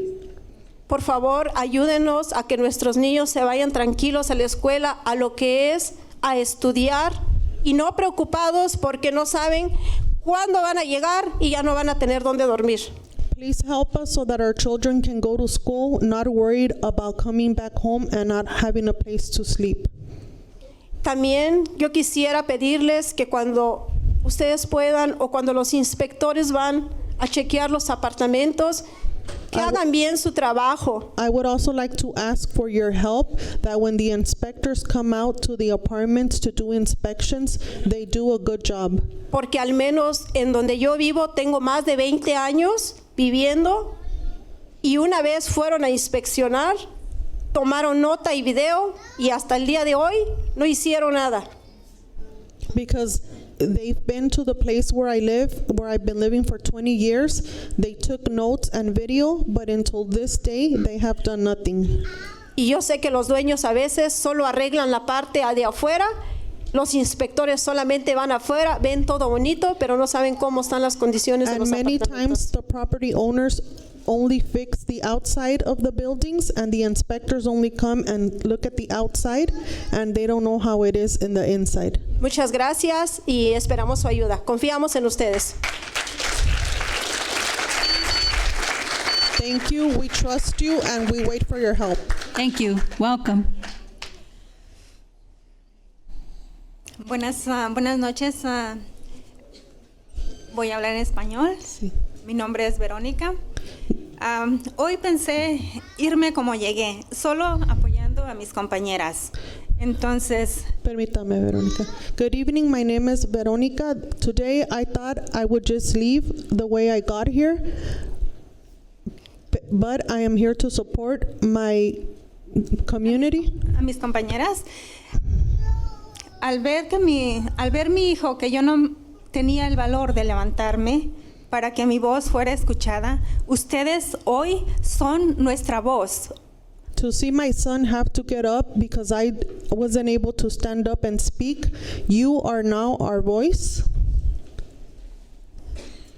Hoy mi hijo me ha dado una gran lección donde yo no creí que todo esto le estuviera afectando tanto a mi hijo. Today my son has taught me a lesson because I did not believe that all of this was affecting my son. Todos los niños somos 114 familias en las que estamos en riesgo, en peligro de que nos vamos a ir ¿a dónde? ¿A dónde nos están? There's 114 families and we all run the risk of leaving. Where? Nos están subiendo la renta demasiado. Yo vengo con el grupo de Eden Rock. They are raising our rents a significant amount. I come with the Eden Rock group. Todos los niños como mi hijo están con la misma preocupación, están asustados. All the children, just like my son, are worried and they are scared. Como nosotros. Just like us. Quizás mucho tiempo nos quedamos callados porque no teníamos la voz, no teníamos la guía que nos guiara hacia este camino. No sabíamos que ustedes podían ser nuestra voz hacia más adelante. Many times we have remained quiet because we didn't have a leader. We didn't know that you could be our voice to move forward. Nosotros siempre hemos tenido temor de We've always been represalias scared of repercussions porque siempre nos dicen, oh, no hay problema, el que se quiere quedar se queda. Solo hay maneras para sacarnos. ¿Cómo nos sacan? Aumentándonos la renta. They've always told us that it's not a problem. They can get rid of us by increasing the rent.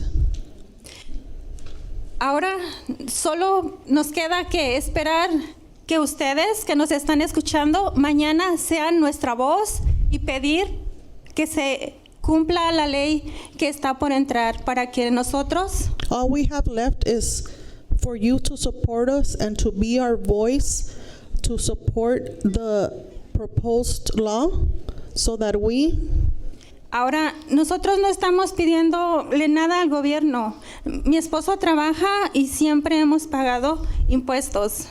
I am not asking for the government's help. My husband has always worked and we've always paid our taxes. Ahora yo no sabía que mi hijo se sentía tan mal, que tenía tanto temor de irse a la calle, porque eso nos están obligando a irnos a la calle. ¿Por qué? Porque solo mi marido trabaja, porque yo siempre he estado al cuidado de él, precisamente porque el día de mañana sea un buen hijo, sea un buen estudiante. Mi trabajo es llevarlo a la escuela, recogerlo, estar constante con él, que no esté en la calle. I didn't know that my son had so much fear. Me perdí poquito. Because my husband has always worked and I've always been there to take him to school.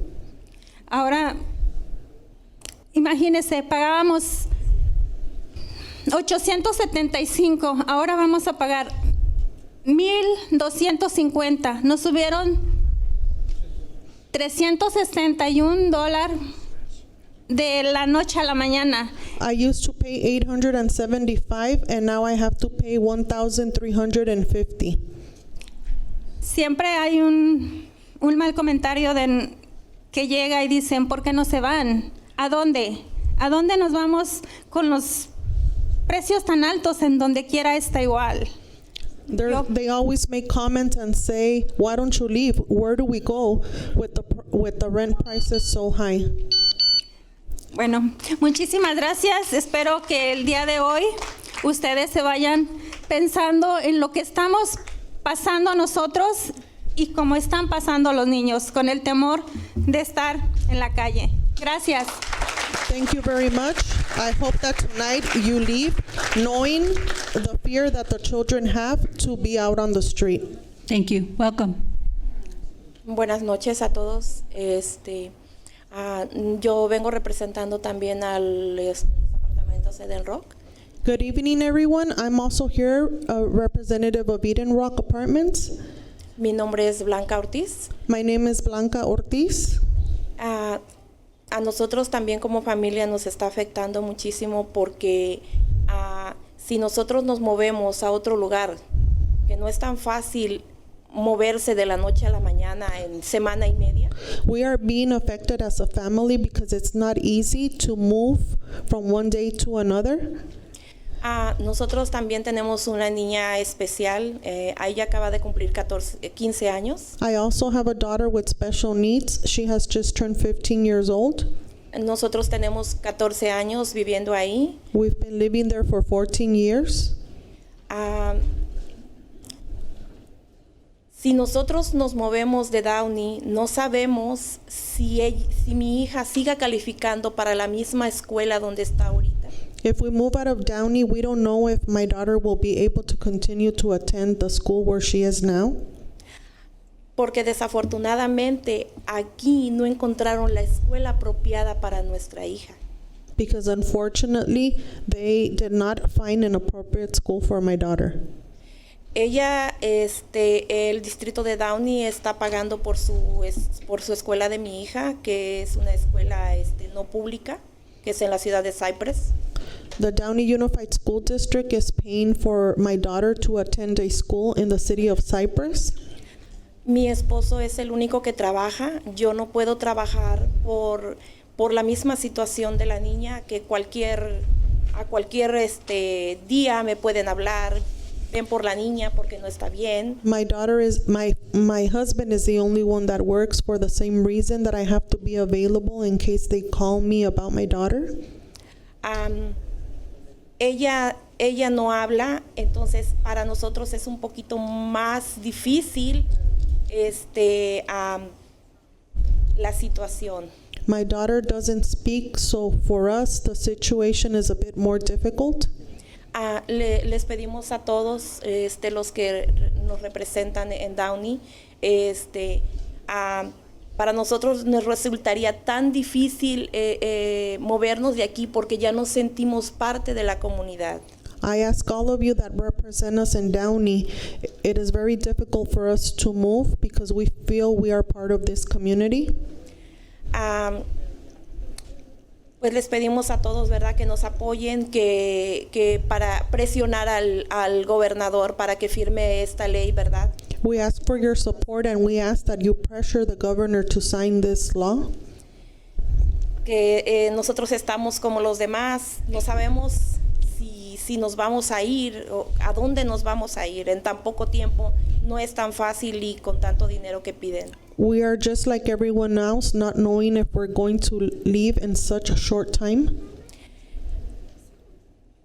Mi hija es desafortunada, pero afortunada también, porque no está pasando la misma situación que los niños, que ella es un angelito que no sabe de dónde se va a ir. No le hemos dicho, nosotros no le hemos platicado nada de esta situación. This situation is unfortunate for my daughter, but it's also fortunate because she doesn't understand the situation that we're in. Pero entiendo a las demás mamás lo que están pasando porque yo también soy mamá. But I understand the other mothers because I am also a mother.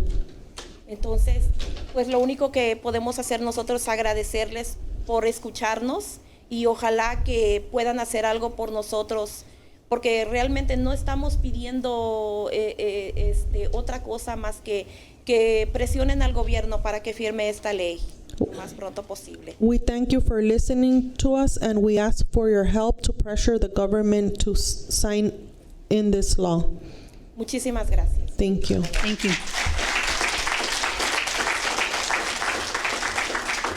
Welcome. Buenas noches. Mi nombre es María Vera. Good evening, my name is Maria Vera. Yo he vivido por 21 años aquí en la ciudad de Downey. I've been living in Downey for 21 years. Me siento muy afortunada de vivir en esta ciudad. I feel very fortunate to live in this city. Esta ciudad ha sido la ciudad que ha visto nacer y crecer a mis hijas. This is the city where my daughters were born and raised. Y ellas se sienten seguras en esta ciudad, se sienten cómodas, sienten que pueden caminar por las calles sin problemas de violencia, drogadicción y todo ese tipo de cosas. My daughters feel very secure and comfortable living in the city and walking on the streets without having to worry about any drugs, gangs, something like that. Eso nos hace sentir a nosotros una seguridad de seguir viviendo en esta ciudad. Queremos seguir viviendo en esta ciudad, no movernos por los incrementos de las rentas. That gives us security. We want to continue living in the city and not have to move because of the rent increase. Necesitamos de su ayuda de todos para poder seguir en esta ciudad que nosotros mismos contribuimos con nuestros taxes. We need your support to continue living in this city, which we also contribute to with our taxes. Y necesitamos que nos apoyen con la ley AB 1482. And we ask for your support with Assembly Bill 1482. Necesitamos control de renta en Downey para poder mantener a todas nuestras familias que no son criminales, que son trabajadoras y que contribuyen a la ciudad de una manera positiva. We ask for your support for all the families that live in Downey who are hardworking, trabajadoras y que contribuimos a la ciudad and that we contribute to the city. De una manera positiva, porque siempre estamos voluntariando para lo que se necesita y siempre estamos In a positive way, because we're always volunteering for whatever is needed. Por favor, esperamos en ustedes que ustedes tengan ese apoyo para nosotros, porque nosotros confiamos en ustedes, al igual que todos nuestros hijos que son ciudadanos de esta ciudad y la aman. They have faith that the city will help them and help their children who are citizens of this city and love this city. Muchas gracias. We hope you can help us. Thank you so much. Thank you.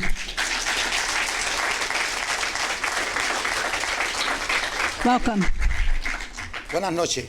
Mi nombre es Bárbaro Rodríguez. Yo soy trabajador del LIF. Levanta el micrófono a su altura. Mi nombre es Bárbaro Rodríguez y soy trabajador del LIF. Me orgullece vivir en Downey. Llevo 5 años y cuando me preguntan ¿dónde vives? Le digo en Downey. Me dice, un segundo Beverly Hills. Permítame. Su nombre es Bárbaro Rodríguez y his name is Bárbaro Rodríguez and he is an employee of LIF. Ya. Lyft. De LIF. Okay. Me preguntan los mismos Councilmen, me dicen, ¿dónde vives? Y le digo, en Downey. Me dice, segundo Beverly Hills. They ask him, where does he live? He lives in Downey, the second Beverly Hills. Pero digo, no es así. Digo, no es así porque sí tienen las personas, con los concejales, todos hacen buen trabajo, pero están fallando en algunas cosas. I tell them, no, that's not the way it is. The council members do a good job, but they also fail in others. Una de las cosas que están fallando todos es en este problema que tenemos. Es un big One of the problem. things you're failing in is in this problem that we have today. It's a big problem. Me pregunto yo, que lo pregunto todo. I ask myself because I ask everything. ¿Cómo la ciudad de Downey apoyó a Portos a venir para esta ciudad y muchos negocios? How did the city of Downey support portals and other businesses to come to Downey? ¿Por qué? Porque daba dinero a la ciudad. Because the city would be getting money. Pregunto yo, que pregunto todo. Nosotros vamos a todos esos negocios a gastar, a producir, a darle taxi a la ciudad. ¿Por qué la ciudad no nos I ask myself, we all go to those businesses to support and to give taxes to the city? Nosotros no pedimos dinero, no pedimos nada, nada más pedimos a ustedes, como mismo ustedes apoyaron esos negocios, apóyennos a nosotros. Nosotros no tenemos dinero. We're not here to ask for money. All we ask is that you support us just like you supported those businesses. Nosotros somos trabajadores. We are hardworking. We are not millionaires. Pero nos orgullece vivir en una ciudad que no hay graffiti, no hay cholo, no hay nada. But we are proud to live in a city that doesn't have graffiti or gangs. Como mismo ustedes van a las puertas a tocar, buscando votos. Ayúdenos a nosotros. Nosotros los ayudamos a ustedes. Yo tengo hijos, son ciudadanos americanos. Just like you come to our door and knock and ask for our votes, we ask for your support. En el edificio ese de Aero Road, ya no vimos como personas, vimos como animales. Un perro vive mejor que nosotros. At the Eden Rock Apartments, we don't live like people. We live like animals. The dogs live better than us. Aquí hay personas que le compran las bandejas de pollo a los perros, se la cocinan, o la comidita especial para el perro y todo. Nosotros no podemos hacerle eso a los hijos. Nosotros o pagamos renta o le damos un gusto a los hijos de nosotros. There's a lot of people here that buy big feast of food for their dogs. We can't even do that for our children. Necesitarlo a todos. Un día llénense de valor, como mismo van pidiendo votos. I want to ask all of you, just like you come out and ask for our vote, Vayan a los apartamentos y go to the apartments and see how we live. vean cómo vivimos. Es una pena. Es una pena. It's a shame. $500 a personas trabajadoras como It's a shame that they are raising the rent of hardworking people by $500. Yo creo que, oye, da pena. Ustedes It is embarrassing. van a necesitar de nosotros porque pronto vienen las elecciones. You sitting there will need from us because the election is coming soon. Muchos no son ciudadanos americanos, pero los hijos sí son ciudadanos americanos. Many of us are not U.S. citizens, but our children are U.S. citizens. No, mejor voten por una cucaracha que... We're going to say no, vote for a cockroach instead of you. Es lo que están ustedes haciéndonos a nosotros, nos están discriminando por un lado. You are doing this to us. You are discriminating. No queremos dinero, no queremos nada. Ayúdenos, está en las manos de ustedes. It's all in your hands. Help us. Ustedes nos ayudan a nosotros, nosotros ayudamos a ustedes. If you help us, we'll help you. Tú verás qué ciudad más linda va a ser mejor que Beverly. Sin dinero, pero mejor And you que will Beverly. see what a beautiful city this would be. Better than Beverly Hills. Le gusta venir a Downey, me dice, papi, I love you, Downey. My daughter lives in Bellflower, but she likes to come to Downey. She loves Downey. There's no gangs. Pero es por el trabajo de ustedes. But it's because of you. But you are failing in something, and you know what you're failing on. Thank you. Welcome. Welcome. Muchas gracias. Mi nombre es Adrián Álvarez. No necesito traducción, yo me voy a traducir solo. No es una crítica sobre usted, no es su responsabilidad traducir, pero el hecho de que este consejo no tiene un intérprete oficial revela la apatía que existe hacia la comunidad, que se está convirtiendo en la mayoría de los pagadores de impuestos que son hispanos parlantes. Por ley, nuestra comunidad tiene que tener intérpretes porque sin representación no sirven los impuestos que paga nuestra gente. We need official interpreters. This community, which is becoming the largest tax-paying base in Downeys, is Spanish-speaking, and they have the right to be heard and understood officially, legally, by an official interpreter. Voy a hablar en 3 lenguajes, ya que empezamos con un rezo, y el nombre de Dios no se debe tomar en vano. o tal vez estamos vacilando nomás, pretender que somos algo que no somos. Voy a hablar en la lengua de Cervantes, porque la mayoría de nuestra gente habla español, y voy a hablar en el lenguaje diplomático, ya que tenemos a todos ustedes que son políticos ilustres y entienden el lenguaje diplomático. Primero, con la cuestión del lenguaje cristiano. First, the Christian language. Le voy a leer algo, ya que empezamos con un rezo. Deuteronomio 24, 14, 15 dice: no oprimirás al jornalero, pobre y necesitado, ya sea uno de tus conciudadanos o uno de los extranjeros que habita en tu tierra y en tus ciudades. En su día le darás su jornal antes de la puesta del sol, porque es pobre y ha puesto su corazón en él, para que él no clame contra ti al Señor y llegue a ser pecado en ti. It is a sin to oppress the poor. Dimos gracias al Departamento de Policía. We thank them for keeping us safe, you said. Pero ¿quién mantiene seguro a los inquilinos que viven a diario bajo el terror de ser desalojados de sus apartamentos y sus casas por gente que no valora al ser humano más que la ganancia? Who keeps them safe? When will the police ever arrest a landlord? When will the police ever come and handcuff a landlord? But you will be there to evict, I guarantee you. So some people are protected, but not us. En el lenguaje diplomático, in a diplomatic language, we don't have Porto's kind of money.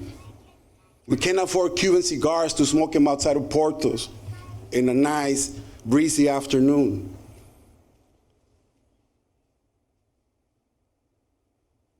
But we have justice and truth on our side, and we got people. And we are desperate and we are angry, righteously angry.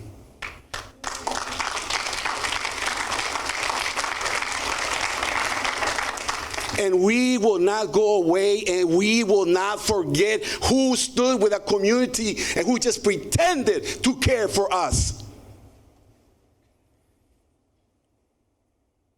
Children are speaking to you with tears in their eyes. Mothers are speaking to you with fear in their hearts. This is no more about re-elections, no more about money. It's a human crisis. And people, decent people, hardworking people, have a right to food and shelter, especially if they work, especially if they obey the laws, especially if they do everything so that their children can have a roof and food on their table. Who gives them a certificate? Who applauds that they get up every day in the morning to work 1, 2, 3 jobs? They don't donate to campaigns. They don't got to make money. 17 seconds. Alguien dijo que la verdad no peca, pero incomoda. Yes. Y aquí hay mucha gente que debe estar incómoda, porque se está hablando la verdad. Y nos vamos a movilizar y vamos a votar. En la calle nos vamos a ver. But rent control will happen with or without you. Thank you.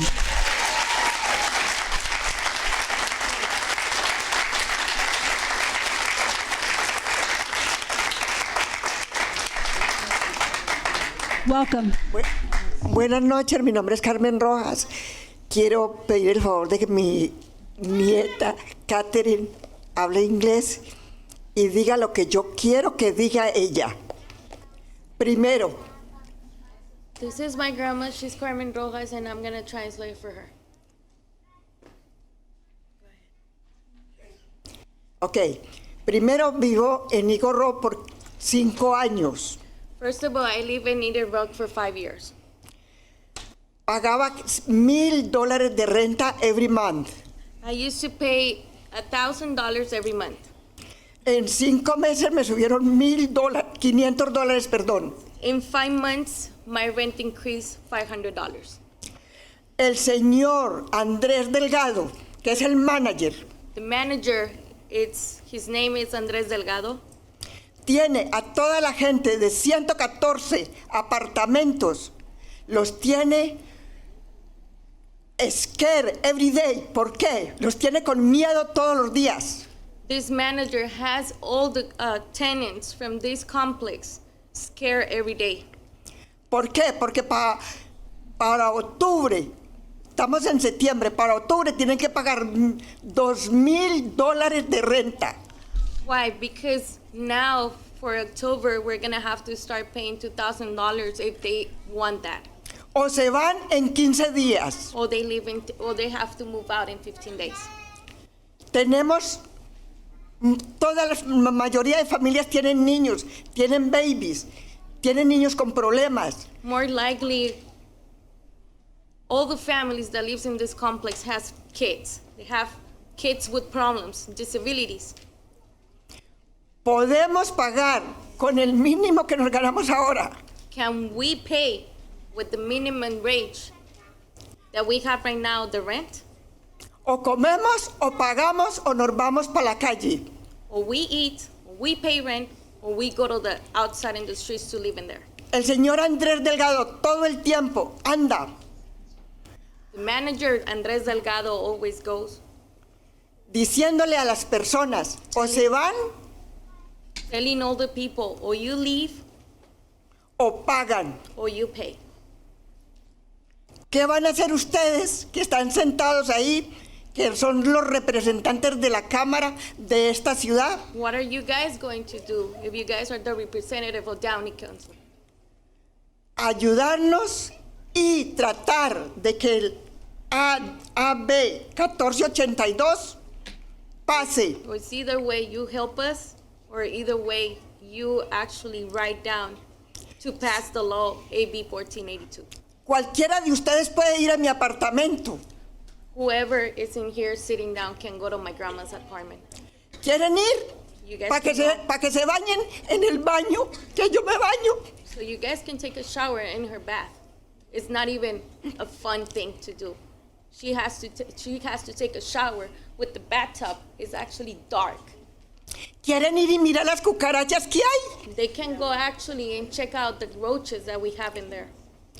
No tenemos espacio, pagamos una renta.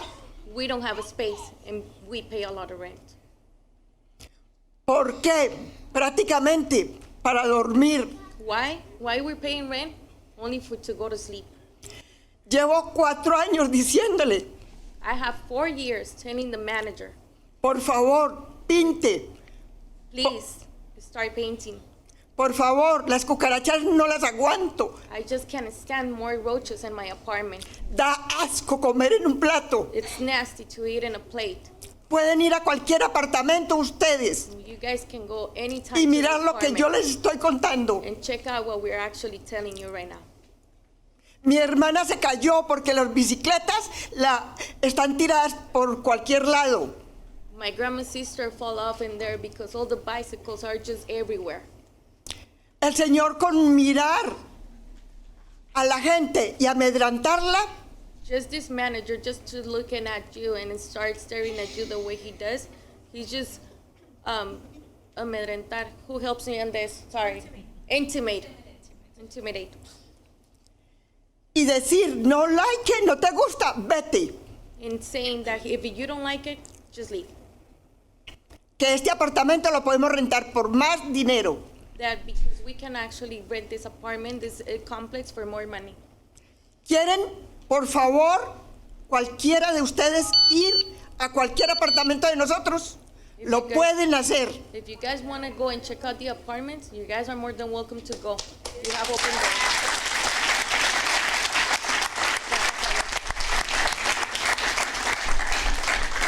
Thank you. Welcome. Thank you.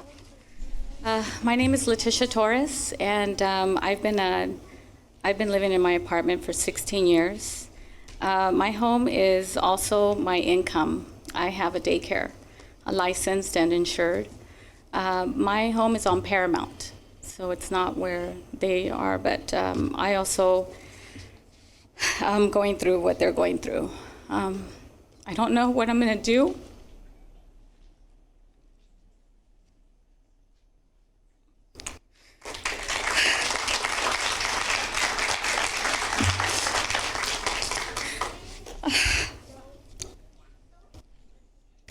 Sorry. I don't even know how I'm going to tell the parents of my kids that I might have to shut down. Thank you. This is so hard. Since we received our, and I say our because there's more units, eviction notice, we've all been devastated, no sleep. We can't think. I'm still working currently with the children, but at the same time trying to find where I can relocate my daycare. That's difficult to do in 60 days. I'm here because I'm also a victim of all this. I'm hoping that you guys all can stand by and live by what everything says here that I was reading standing here. All the caring, the citizenship, the fairness, and we depend on all of you to help us. Thank you. Thank you.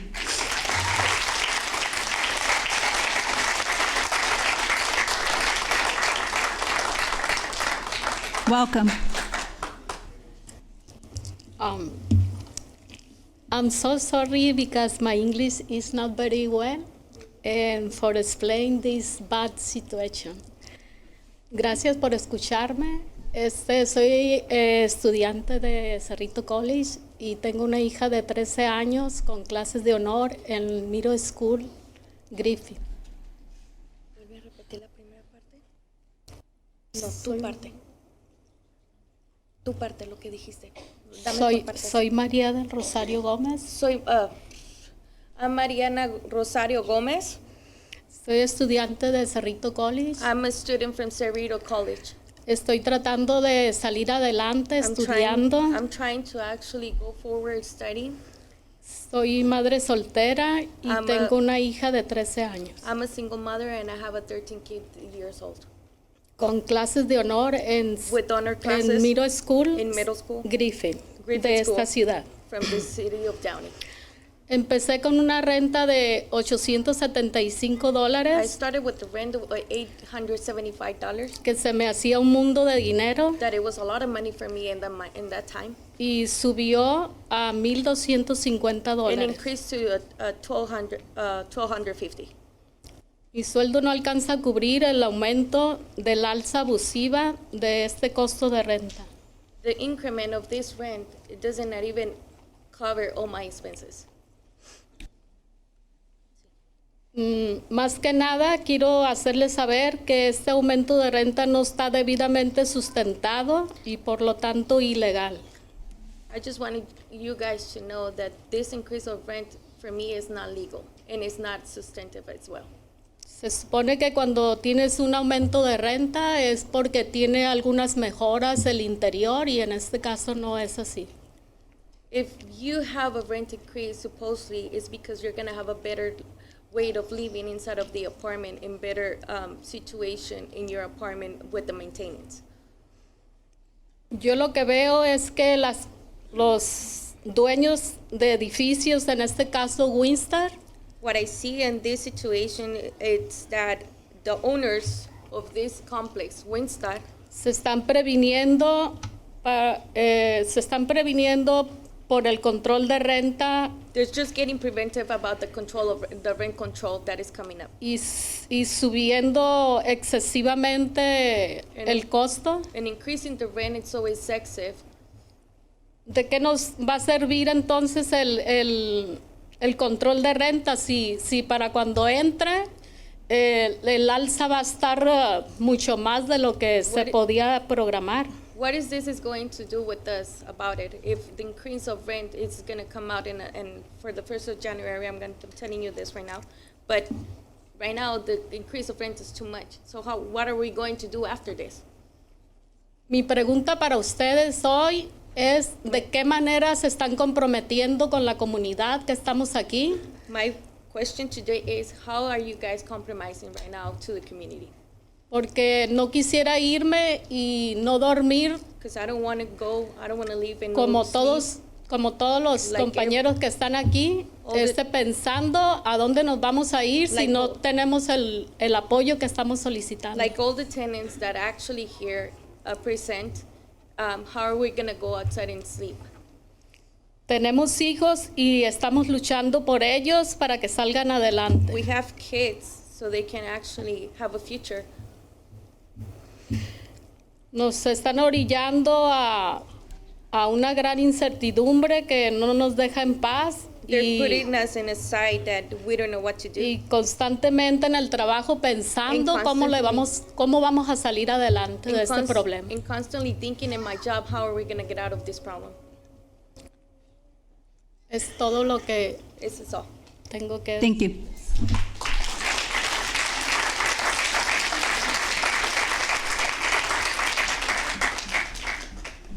Welcome.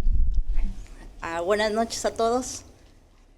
Mi nombre es Ángeles Campos. Tengo 5 años viviendo en el edificio de Eden Rock. ¿Verdad? Más que... Sí, ¿quiere traducirme? Good evening, my name is Ángeles. Oh, ahí viene la traductora. Gracias. Okay, otra vez, frase por frase, por favor, porque no soy máquina. Okay. Mi nombre es Ángeles Campos. My name is Ángeles Campos. Llevo viviendo en Eden Rock 5 años. I have been living in Eden Rock for 5 years. Más que dar detalles de los que ya les dieron, creo que... More than giving you more details that you guys already have. Más que nada quiero explicar el motivo por el cual estamos aquí, ¿verdad? I just want to La mayoría de todos nosotros. What is the problem that is going on? I'm going to explain to you right now.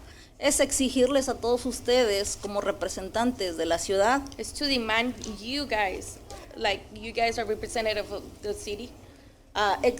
Exigirles el apoyo para que nos ayuden a presionar al gobernador. The demand that she's asking is to actually put pressure on the governor. A que firme la ley sobre el control de renta. So he can sign the law of control of rent control. Porque sin este control de renta, todos nosotros nos sentimos desnudos de alguna manera, indefensos. Because without this rent control, we just feel like we're nude. We're indefensive. Defenseless. Defensive. Otra sugerencia también sería Another suggestion will be que ustedes como ciudad nos eduquen a nosotros como comunidad. you guys. Another suggestion that I request is you guys to actually educate us as to our community. Nos eduquen sobre nuestros derechos y nuestras obligaciones acerca de la renta. To educate us about rights that we have as a tenant. Otra sugerencia también sería Another suggestion will be apoyando a lo que el señor anterior habló, ¿verdad? Sí, realmente nos sentimos violados, esa es la palabra, nos sentimos violados en el aspecto en que deberíamos de tener un traductor acá, ya que somos una comunidad multicultural. We feel Violated. because we don't have nobody in here actually to translate it to Hispanic people. Legalmente creo que tenemos ese derecho. Legally, we have that right.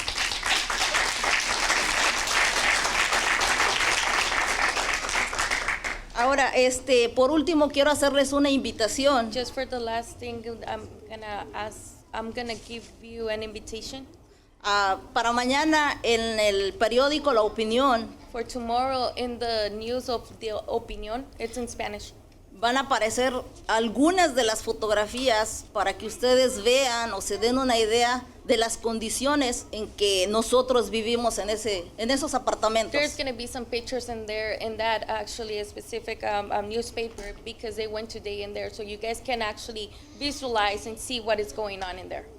Mucha de nuestra gente omite pedir que le arreglen su apartamento, si ellos lo hacen, vienen las represalias. If a lot of people request to actually do a maintenance in the complex, the retaliation will come back after that. Una de las maneras diplomáticas que el señor Andrés Delgado utiliza, The one matter of the one side of the matter of the manager Andrés Delgado uses es aumentando la renta. Él no corre a nadie. is increasing the rent. He doesn't kick out anybody. He just increases the rent. La gente sola se va porque como So, no hay control de renta, all the viene el tenants- abuso. All the tenants moves out because of the increase of rent. So then there's the retaliation after that. Entonces, de favor, yo les pido, So I'm just asking you here, please, pongan o se involucren en Just la get involved. situación que estamos pasando, get involved in the situation that we're going through. en particular en la de Eden Rock. In particular, right now in Eden Rock. Es todo, muchísimas gracias Is it- y agradezco su atención. Thank you.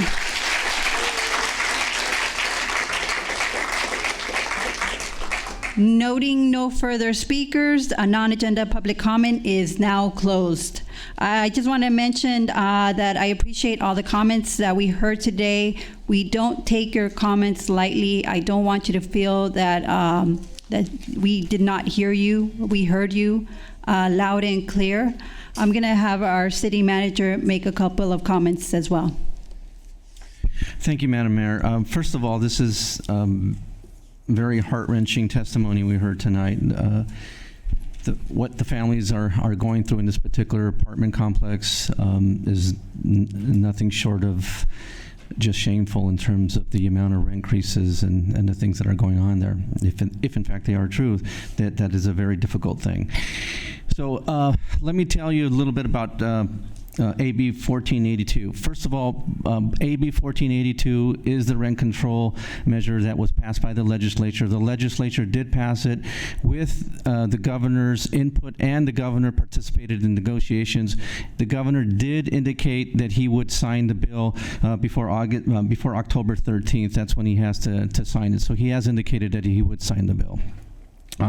For those of you who are concerned about rent increases that would occur now, actually, this law is retroactive and it goes back to March 15, 2019. So whatever rent that you were paying in March of 2019, that's what it would be.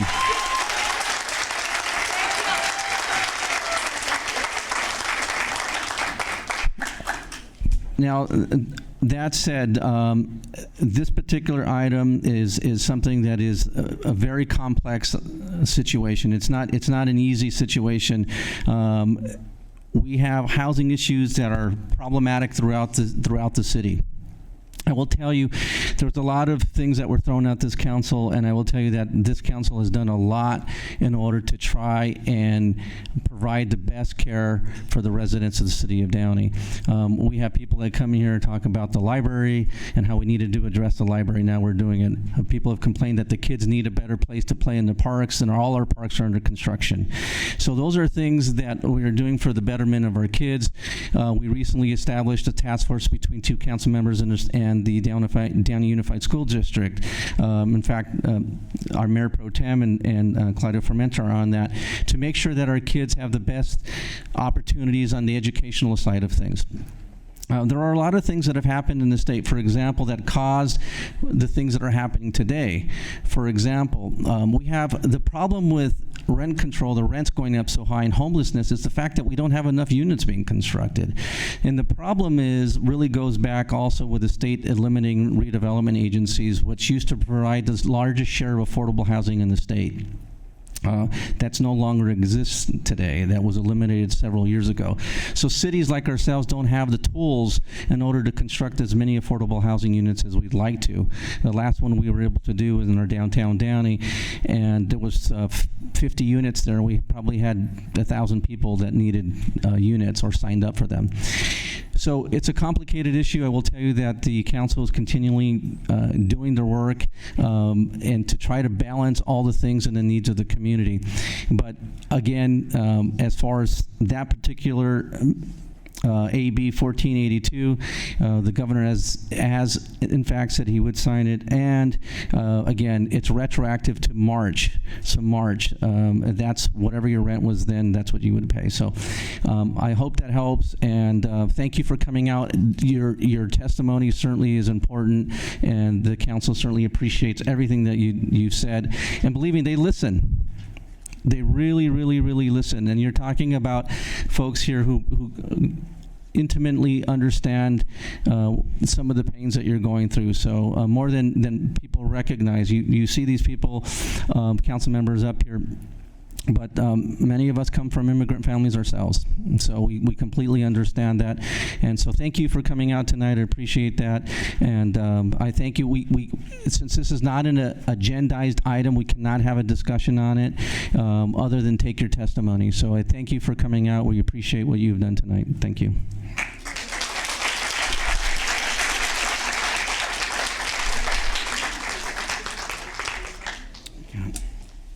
You can't. Public, we. Thank you. Okay. Thank you. Okay. Thank you. Next item. Okay. No.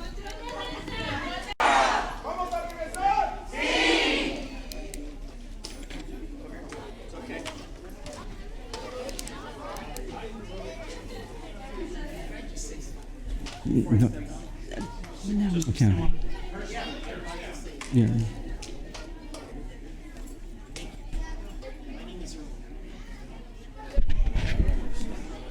What's the next item? Okay.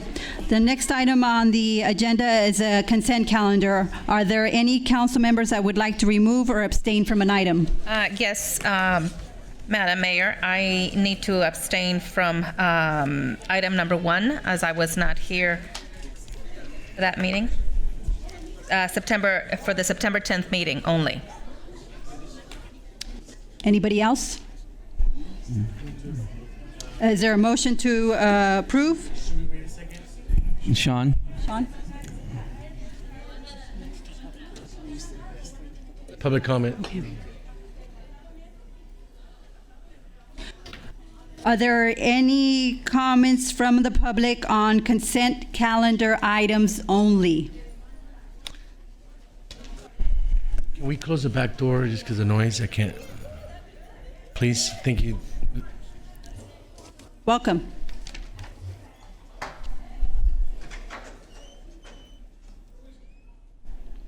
Thank you.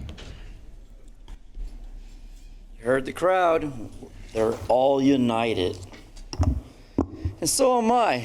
Thinking of the chief and his new Maserati for Dean Milligan, I think we should provide one for the fire chief as well, since we can use Measure S money to work on 4 fire stations all at one time. Isn't that great? But let's get to the project here. Item 8 regarding Robert Gaines, Gaines. You can call him anytime, 202-835-0740, because you, the stakeholders of Downey, want to ensure that the agreement under Smith, Dawson, and Andrews Incorporation for Federal Legislative Advocacy Service, isn't that what some of you were talking about? Where is this advocacy service that we're paying for $3,400 per month? Starting as of October 1st, 2019 through September 30th, 2022. Now, I'm not going to tell Mr. Levas to explain all of this because Mr. Gaines has a 30-year experience with this company out of 1150 Connecticut Avenue, NW, Suite 1025, Washington, D.C., right next door to my friends, the DOJ, except a different zip code. His is 20036 in Washington. So in this area of advocacy, there's only one greater advocacy here. Armando Herman, for the record. Armando Herman had you spend $22 million out of the general fund to improve our sidewalk and streets and improve our infrastructure. I never asked you to pay me $3,400 per month, but it was a hell of a suggestion. The same way I demanded that new Maserati for our LA police officer over here one day to be. But let's go to the award on the source of the contract and the amount of $65,700 to the Bravo Signs from Anaheim. Why can't we use the art gallery down the street off of Downey and Firestone to provide us with a potential signage for our new fire stations? We give them the benefit of a low lease, and we get the benefit of nothing. Isn't that the way it works? How nice. Let's give something and take something so we can add to our fire stations at a gratitude price called free. Then in regards to the award, again, for the Firestone Boulevard pavement rehabilitation, in which 2 years ago I brought to your attention because the asphalt was unraveling near portals. And between Downey and Paramount, that is an outrage. Brand new paved street on the main corridor Firestone from the 605 to the 710, and we have to redo it. Shame on you. Shame on you, whoever that contractor was, because whoever approved that budget took advantage of us. Then, because you have to put all this together in 5 minutes, what about the work for the maintenance pad for fire trucks? I approve that on item 4. Item 5, 10% to 17% of the amount of change orders, I disapprove. I think you should increase them by double, and that should reflect a 20% to 27% in the amount of charges or change orders related to the construction contracts between the City of Downey and the construction for the Fire Station number 1 and Fire Station number 3 modernization.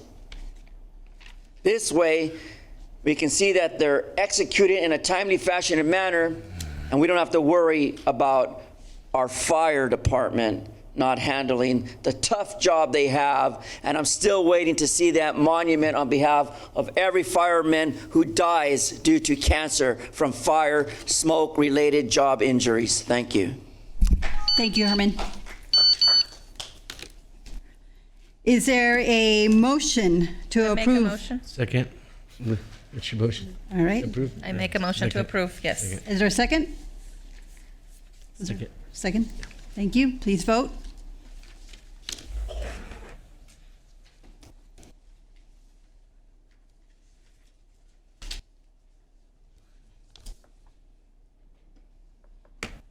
This is not. Aye. Yeah. All those in favor? Aye. Aye. Any opposed? Gotta take a look at the batteries on these. The motion was approved with Mayor Rodriguez excused and Councilmember Frometa abstaining from item number 1, meeting minutes of September 10, 2019. We next have 2 administrative reports. One is discuss and approve the updated City of Downey Youth Commission guidelines. City Manager Livas, who is giving us this report? Madam Mayor Pro Tem, that will be Vanya. Thank you, Mr. Livas. Good evening, Mayor Pro Tem and members of the City Council. As mentioned tonight, I'll be discussing changes or upgrades to the Downey Youth Commission guidelines. As just a way of background, the Downey Youth Commission was developed in June 2011 with the goals of leadership development, civic local government education, provision of youth input to the City Council, and completion of annual assignments from the City Council. In attachment A of your report, you're going to see the current Youth Commission guidelines. And now that we're entering the 8th year and going through the process of selecting new appointees to the commission, we're making some recommendations to the Youth Commission guidelines, and you can see those in attachment B of your report. Some of the changes are non-substantive. They're just cleanup items, formatting, and word changes. But there are some key changes that we wanted to point out that are being recommended. The first one is eligibility requirements. The recommendation is to maintain that applicants must reside in the city of Downey. Also, if there are any students who reside in Downey but don't attend a high school in Downey, let's say they go to a school in another city, that they can continue to participate in the Youth Commission. Number 2, number of appointees include language that's in accordance with the Downey City Charter that at least one commissioner shall be appointed from each of the 5 council districts. This has always been the practice of the Youth Commission, but we wanted to include this as a cleanup item to making sure that we're coinciding with the city charter. Something there, please, if I may.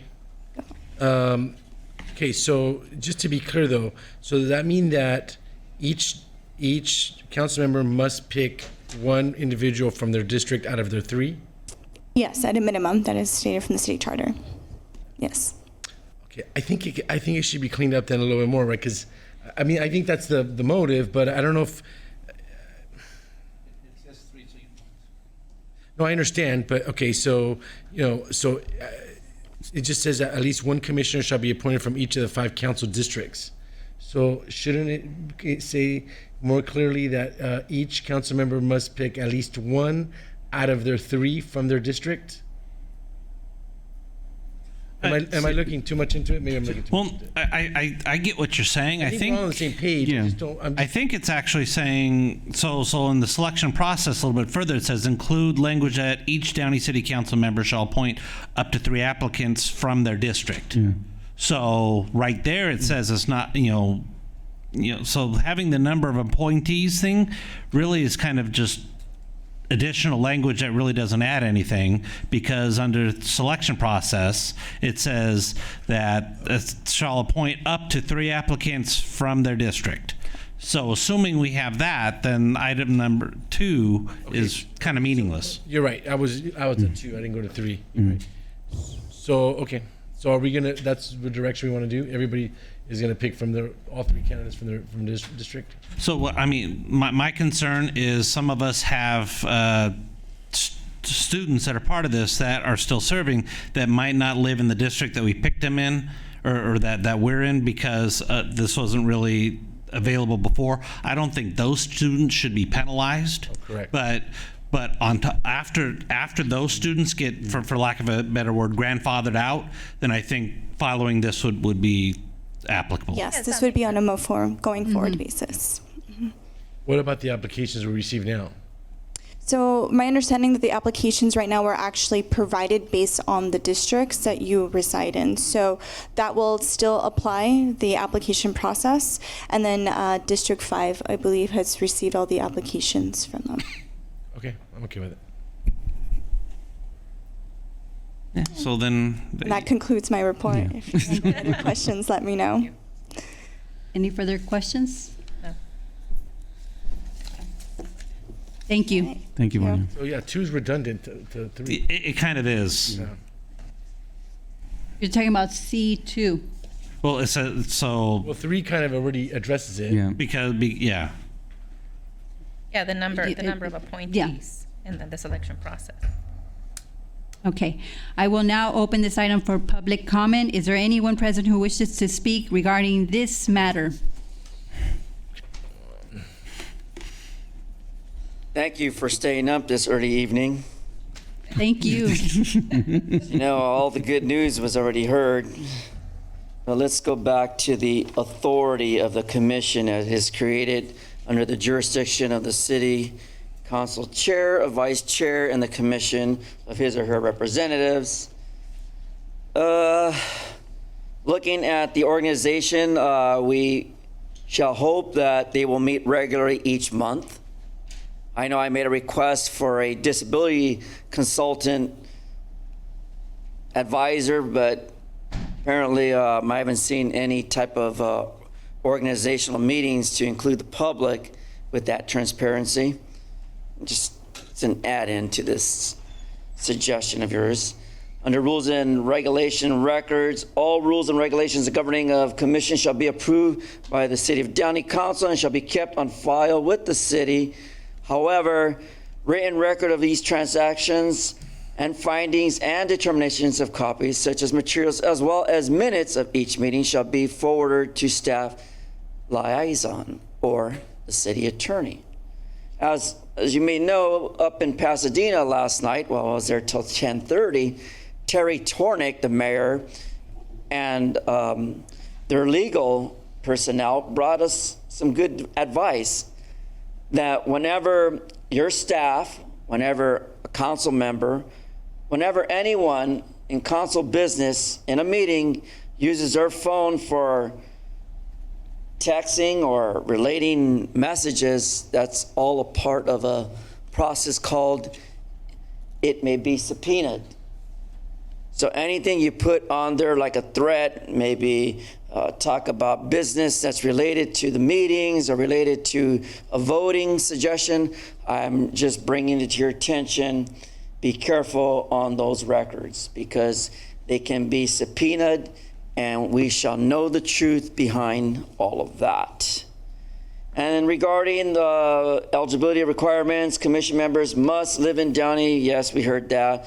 Commissioners, members must be enrolled in high school, hopefully, yes, and continue to do so, whether you like it or not, because school is good for you. In addition to that, so asleep. In addition to that, as far as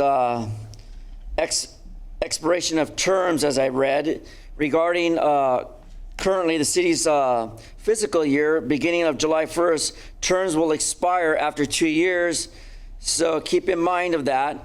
But however, 1 year following the initial appointment on any day in June, specifically June 30th, you may reapply for a mid-year unless reappointed by the committee. And then in your quorum issue on this item, a simple majority of the commission members shall constitute a quorum for the transaction of business. And that business shall be heard in the affirmation or of negative vote of the majority of its members present and shall be necessary for the final transaction open to any business and allow the public to weigh in. In these amendments as well, Youth Commission guidelines may be recommended in the City of Downey's council by the staff or upon a 2/3 majority vote. But remember what happened down in Los Angeles.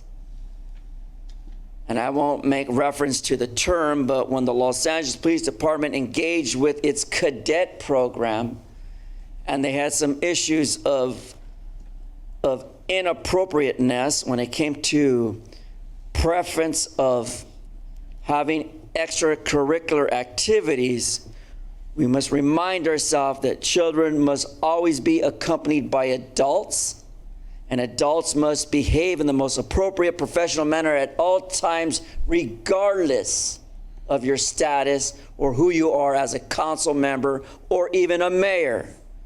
Because Jose Huizar, a councilman from the city of Los Angeles who went to Salesian Bishop Amman and was involved in the FBI investigation, not allegedly, but paid his chief of staff to sleep with them for $187,000. Shame on you. Thank you. Move to close public comment. Second. If I can, before there's a motion, if I can just make a comment. Yes. So, well, first of all, I want to thank Vania for doing this. Thank you, Vania. Good job. Second, because I had brought up, I thought there were some discrepancies, some items that need to be cleaned up. I do hope that, I think that it's a great commission we have, and I commend the students for being involved. I do hope that maybe we can find a way just to make it a little more meaningful for the kids. I realize that they're limited as far as time and availability and things like that. But I think that I think there's some room there for maybe some creativity on how we can give them a greater sense of maybe responsibility, and either through a mock trial or whatever, a mock program or something. I don't know what it is. I know that what comes to mind is I know that the YMCA has a youth in government program, and it may be too difficult to align it, but they have a youth in government program that they go up to Sacramento once a year. I'm not saying that would be something that we can do, because obviously there's financial implications, but I think that, kids come away from that program, I mean, just honestly, they come away saying it's like life-changing. I know they spent over $80,000 doing that program, I just found out, but I'm not saying we should do something like that, but what I'm saying is I think we definitely have the ability and resources, and we're probably to blame just as much as anyone else, just to make it maybe a little bit more meaningful. I don't know what the answer is, but I think that maybe we can put our heads together and just, make it a little more meaningful for the kids. Because hopefully it just motivates them to be involved. Sure. I've actually been discussing this with Vania. I Okay. want to see our youth commissioners more involved and more engaged. So we've been actually having this discussion. We've had several discussions as to this. Oh, good. I'm glad you're So taking I agree. Great. I'm glad you're taking the lead, so I apologize for the... All right, I'd like to move to approve the item. Yeah, move with the a friendly amendment to make sure that the students that are currently in their positions are not forced out because of the regulations, so that we grandfather those students that are currently in, and as new students get elected, then we follow these guidelines. Agreed. Thank you. So we have a motion, we have a second. Please vote. Does it work? Did you do the verbal? Oh, it works. Nope. All right. Your verbal then. Verbal vote? Aye. Aye. All those in favor, please state aye. Aye. Any opposed? The motion is approved with Mayor Rodriguez excused. Thank you. Our next administrative report is to receive and file the report on window signage standards. City Manager Rivas, who will be providing us a report? Madam Mayor Pro Tem, will be our city planner, Crystal.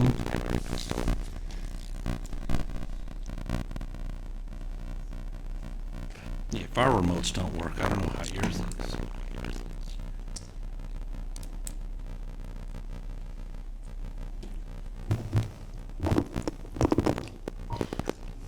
Good evening, Mayor Pro Tem and members of the City Council. Staff was asked to provide a presentation regarding window signage, so I'm here tonight to provide you with an overview of various types of window signage, how the city's rules apply, and what other cities are doing with regard to window signage. The slide up in front of you right now provides the city's municipal code definition for a window sign. Essentially, the definition is any signage that is attached or located so that it's visible from the exterior of the building. And the definition further clarifies that multiple panes of glass can be considered one window if the separations are less than 6 inches. So in this slide, you'll go ahead and see the different types of storefronts that we come across. The row up at the top. The row up at the top has separations of 6 inches or more, so when we're looking at these, each window pane is looked at individually. In the row below, there is less than 6 inches of separation, so these can be looked at as one large window pane. Okay, so we're taking a look at what can be allowed. So again, window signage is anything that can be viewed from the exterior of the building. This means that business owners are allowed to apply decal signs, posters, changeable copy. We'll go into that in the very next hanging signs and glass etched signs. So in this example, here all the different signs are provided. These are changeable copies, so they can change it out by hand and now the electronic reader. These again, they're permitted. So long as they are permanent, or they can change once an hour. And again, these are examples of the different types of the different types. Most commonly you'll see different poster signs, decal signs. Those are more frequent throughout the city.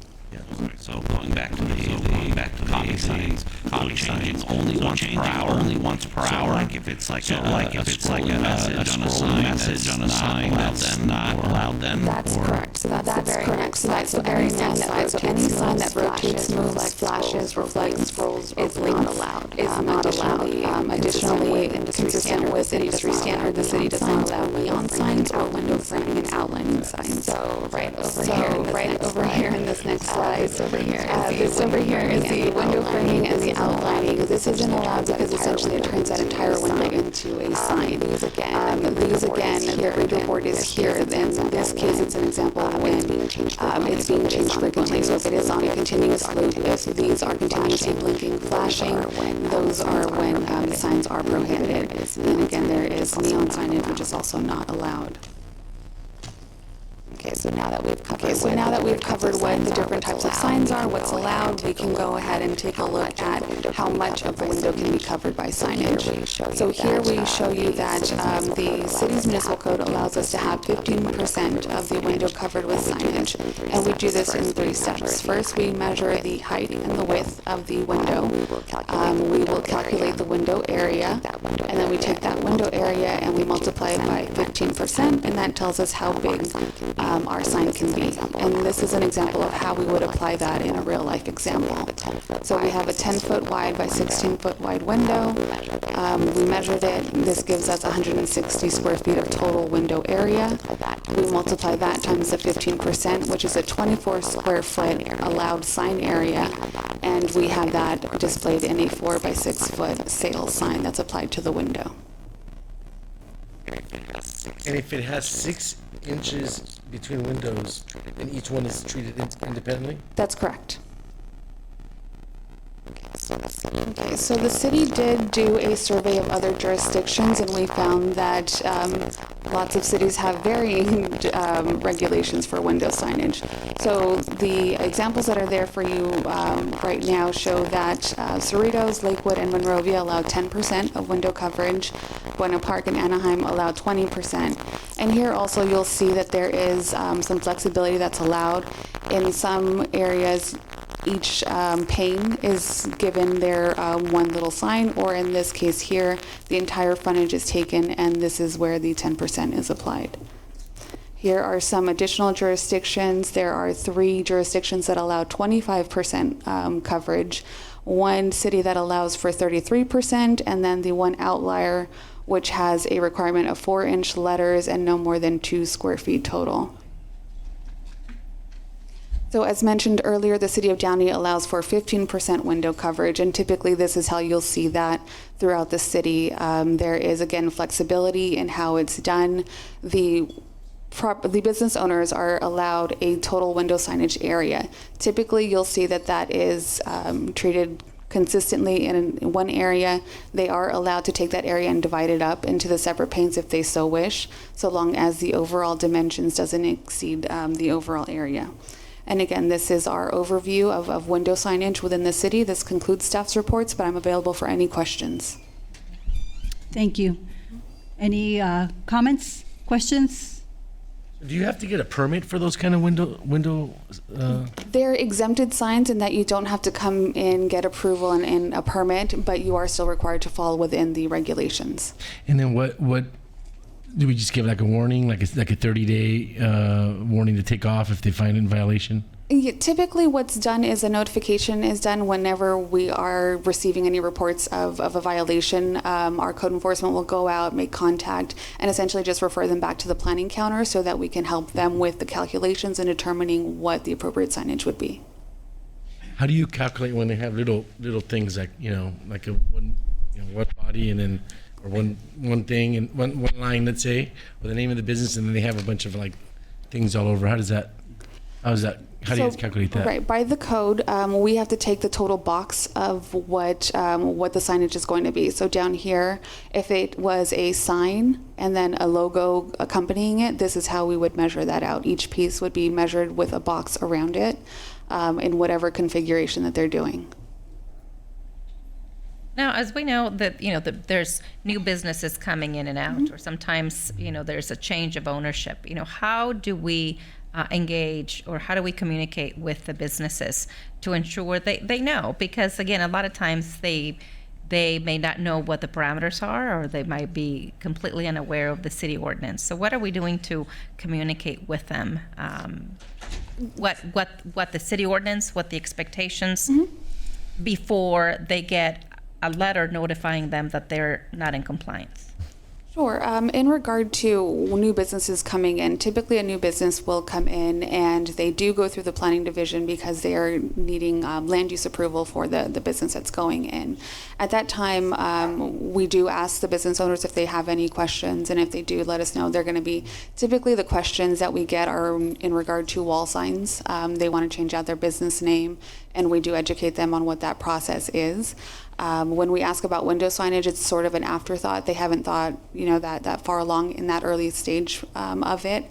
When we do get notifications with regard to code enforcement, then it's more of an educational item. They're out there just notifying them, come in, talk to planning, and they'll explain to you what needs to happen next. Because one of the things I think that we need to do is, a lot of times I think we are reactive, and it's so necessary, I think, to be proactive and have the communication ahead, before these situations arise, to also alleviate heartburn and headaches on both ends, our city staff and then the business owner. So I think having a more proactive approach in that communication ahead of time, this is what they need to abide by, is very helpful. But that's very difficult because you have so many different laws that could apply for a multitude of things.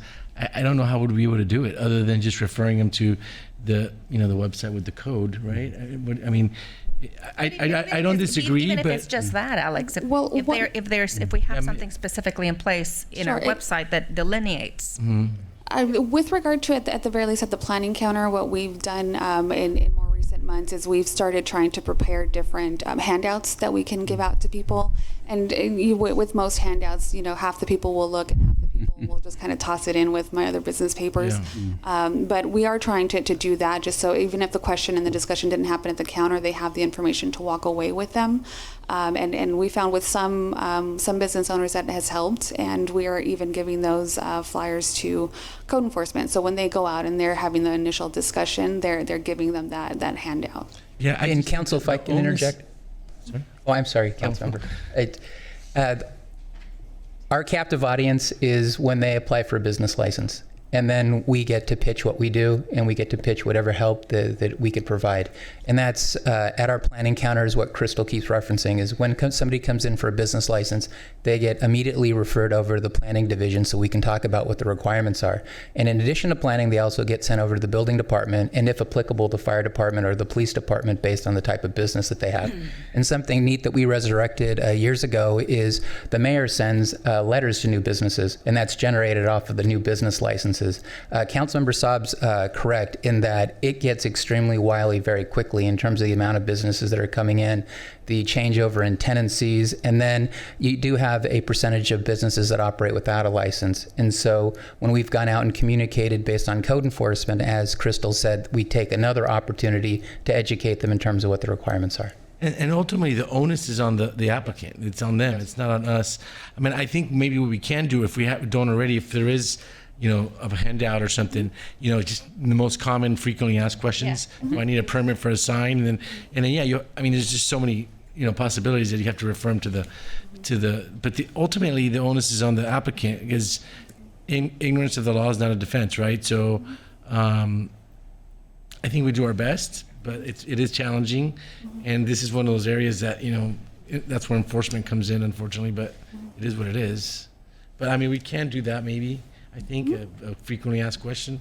Do we have that, or I don't know? We have that on our economic development site where we provide some assistance. But you're right, we can be more active with that. We can better utilize social media or go, include some flyers. But once again, we can go back and brainstorm how we communicate better and partner with our Chamber of Commerce and other entities out there that connect with our businesses. I'm glad it's here. Good job. Great job. Thank you. Thank you. I brought this item. Oh, you want to do public comment? I will now open this item for public comment. Is there anyone present who wishes to speak regarding this matter? Well, the night is getting longer. However, because we have such a good opportunity here with this signage when we get that new Maserati for the chief's new car, That's good advertisement right there. Now that we know what percentage of 15% is, I'm pretty sure Dean Milligan will love that nice Maserati with that signage coverage.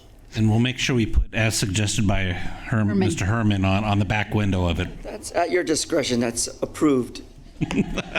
However, though, the best way to assist businesses and bring to their attention the issue regarding signage is to send them anything that you would normally send your constituents when you have a concern through U.S. mail. Let them be advised that, the city is trying to clean up some old signage, and we just want you to follow the rule. If you believe that you have expired or have an old signage that does not belong with your so-called business, please advise us, and we'll send someone out from our building and safety to seek a remedy with that. Then it's more friendly. Then the person doesn't get all tweaked out as a businessman saying, I've spent so much money on this already. And then in addition to that, of course, we have old signs that should be torn down because overlapping signs on top of signs is just an eyesore. Take, for example, what Eric Garcetti's done to Los Angeles off of Skid Row. You don't want to walk around there looking at their signs because you can't read them. You can't read them. And if you can't read them, then you're not in America. You're in a third world country. And if you don't believe me, like you heard the people today talking about their rent out of control, go down to Skid Row in Los Angeles and get a real hard look at what poor signage has done to a community of people who are targeted by building and safety as being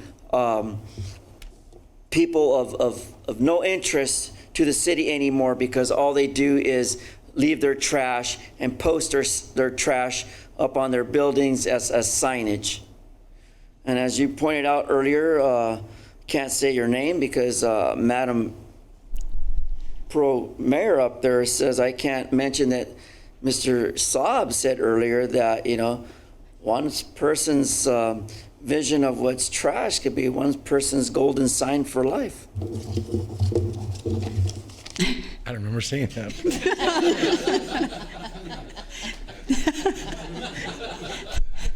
Thank you, Herman.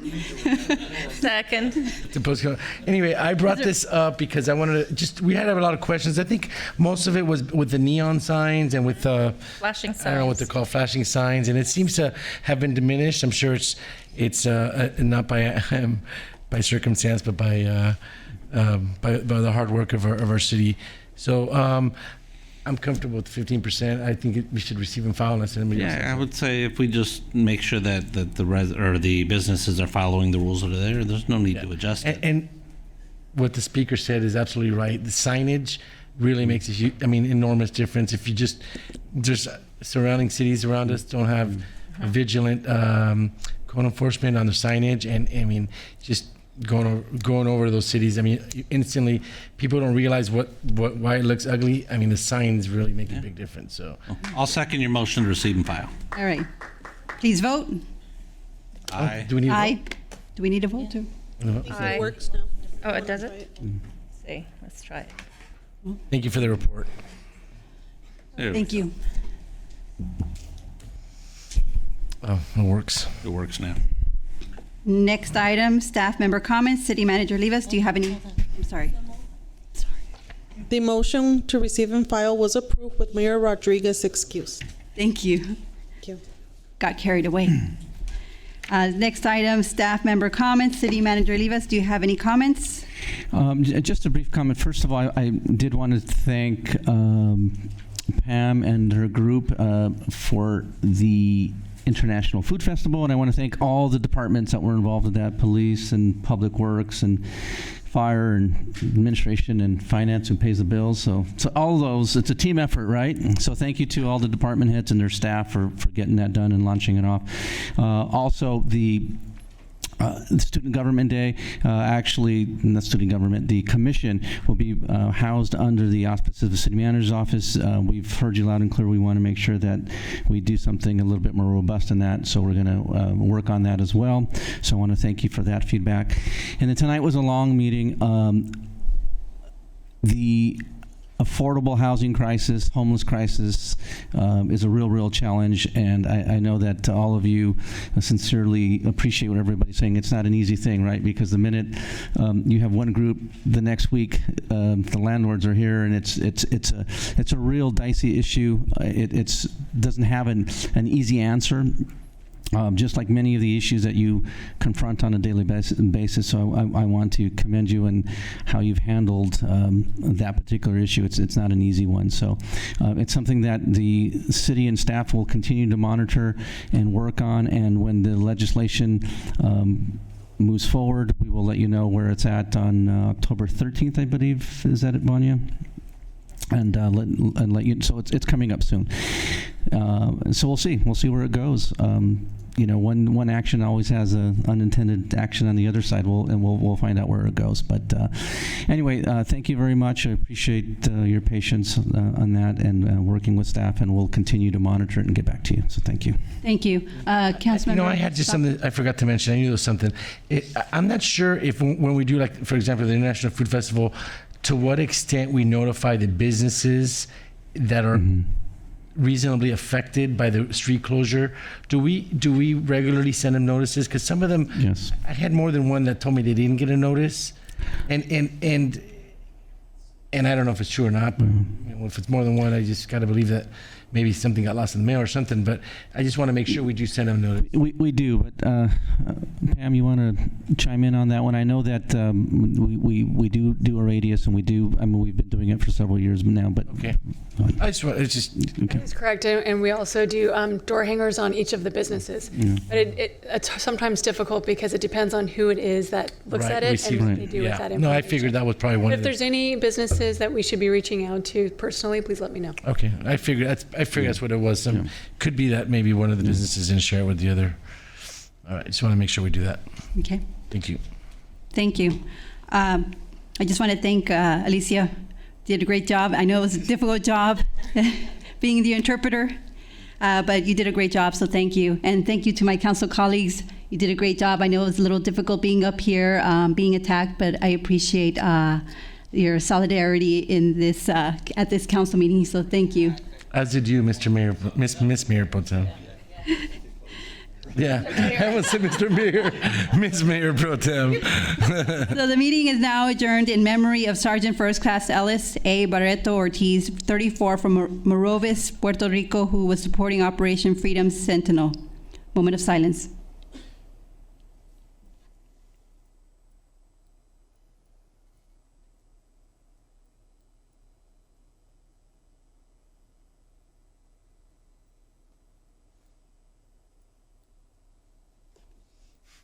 Meeting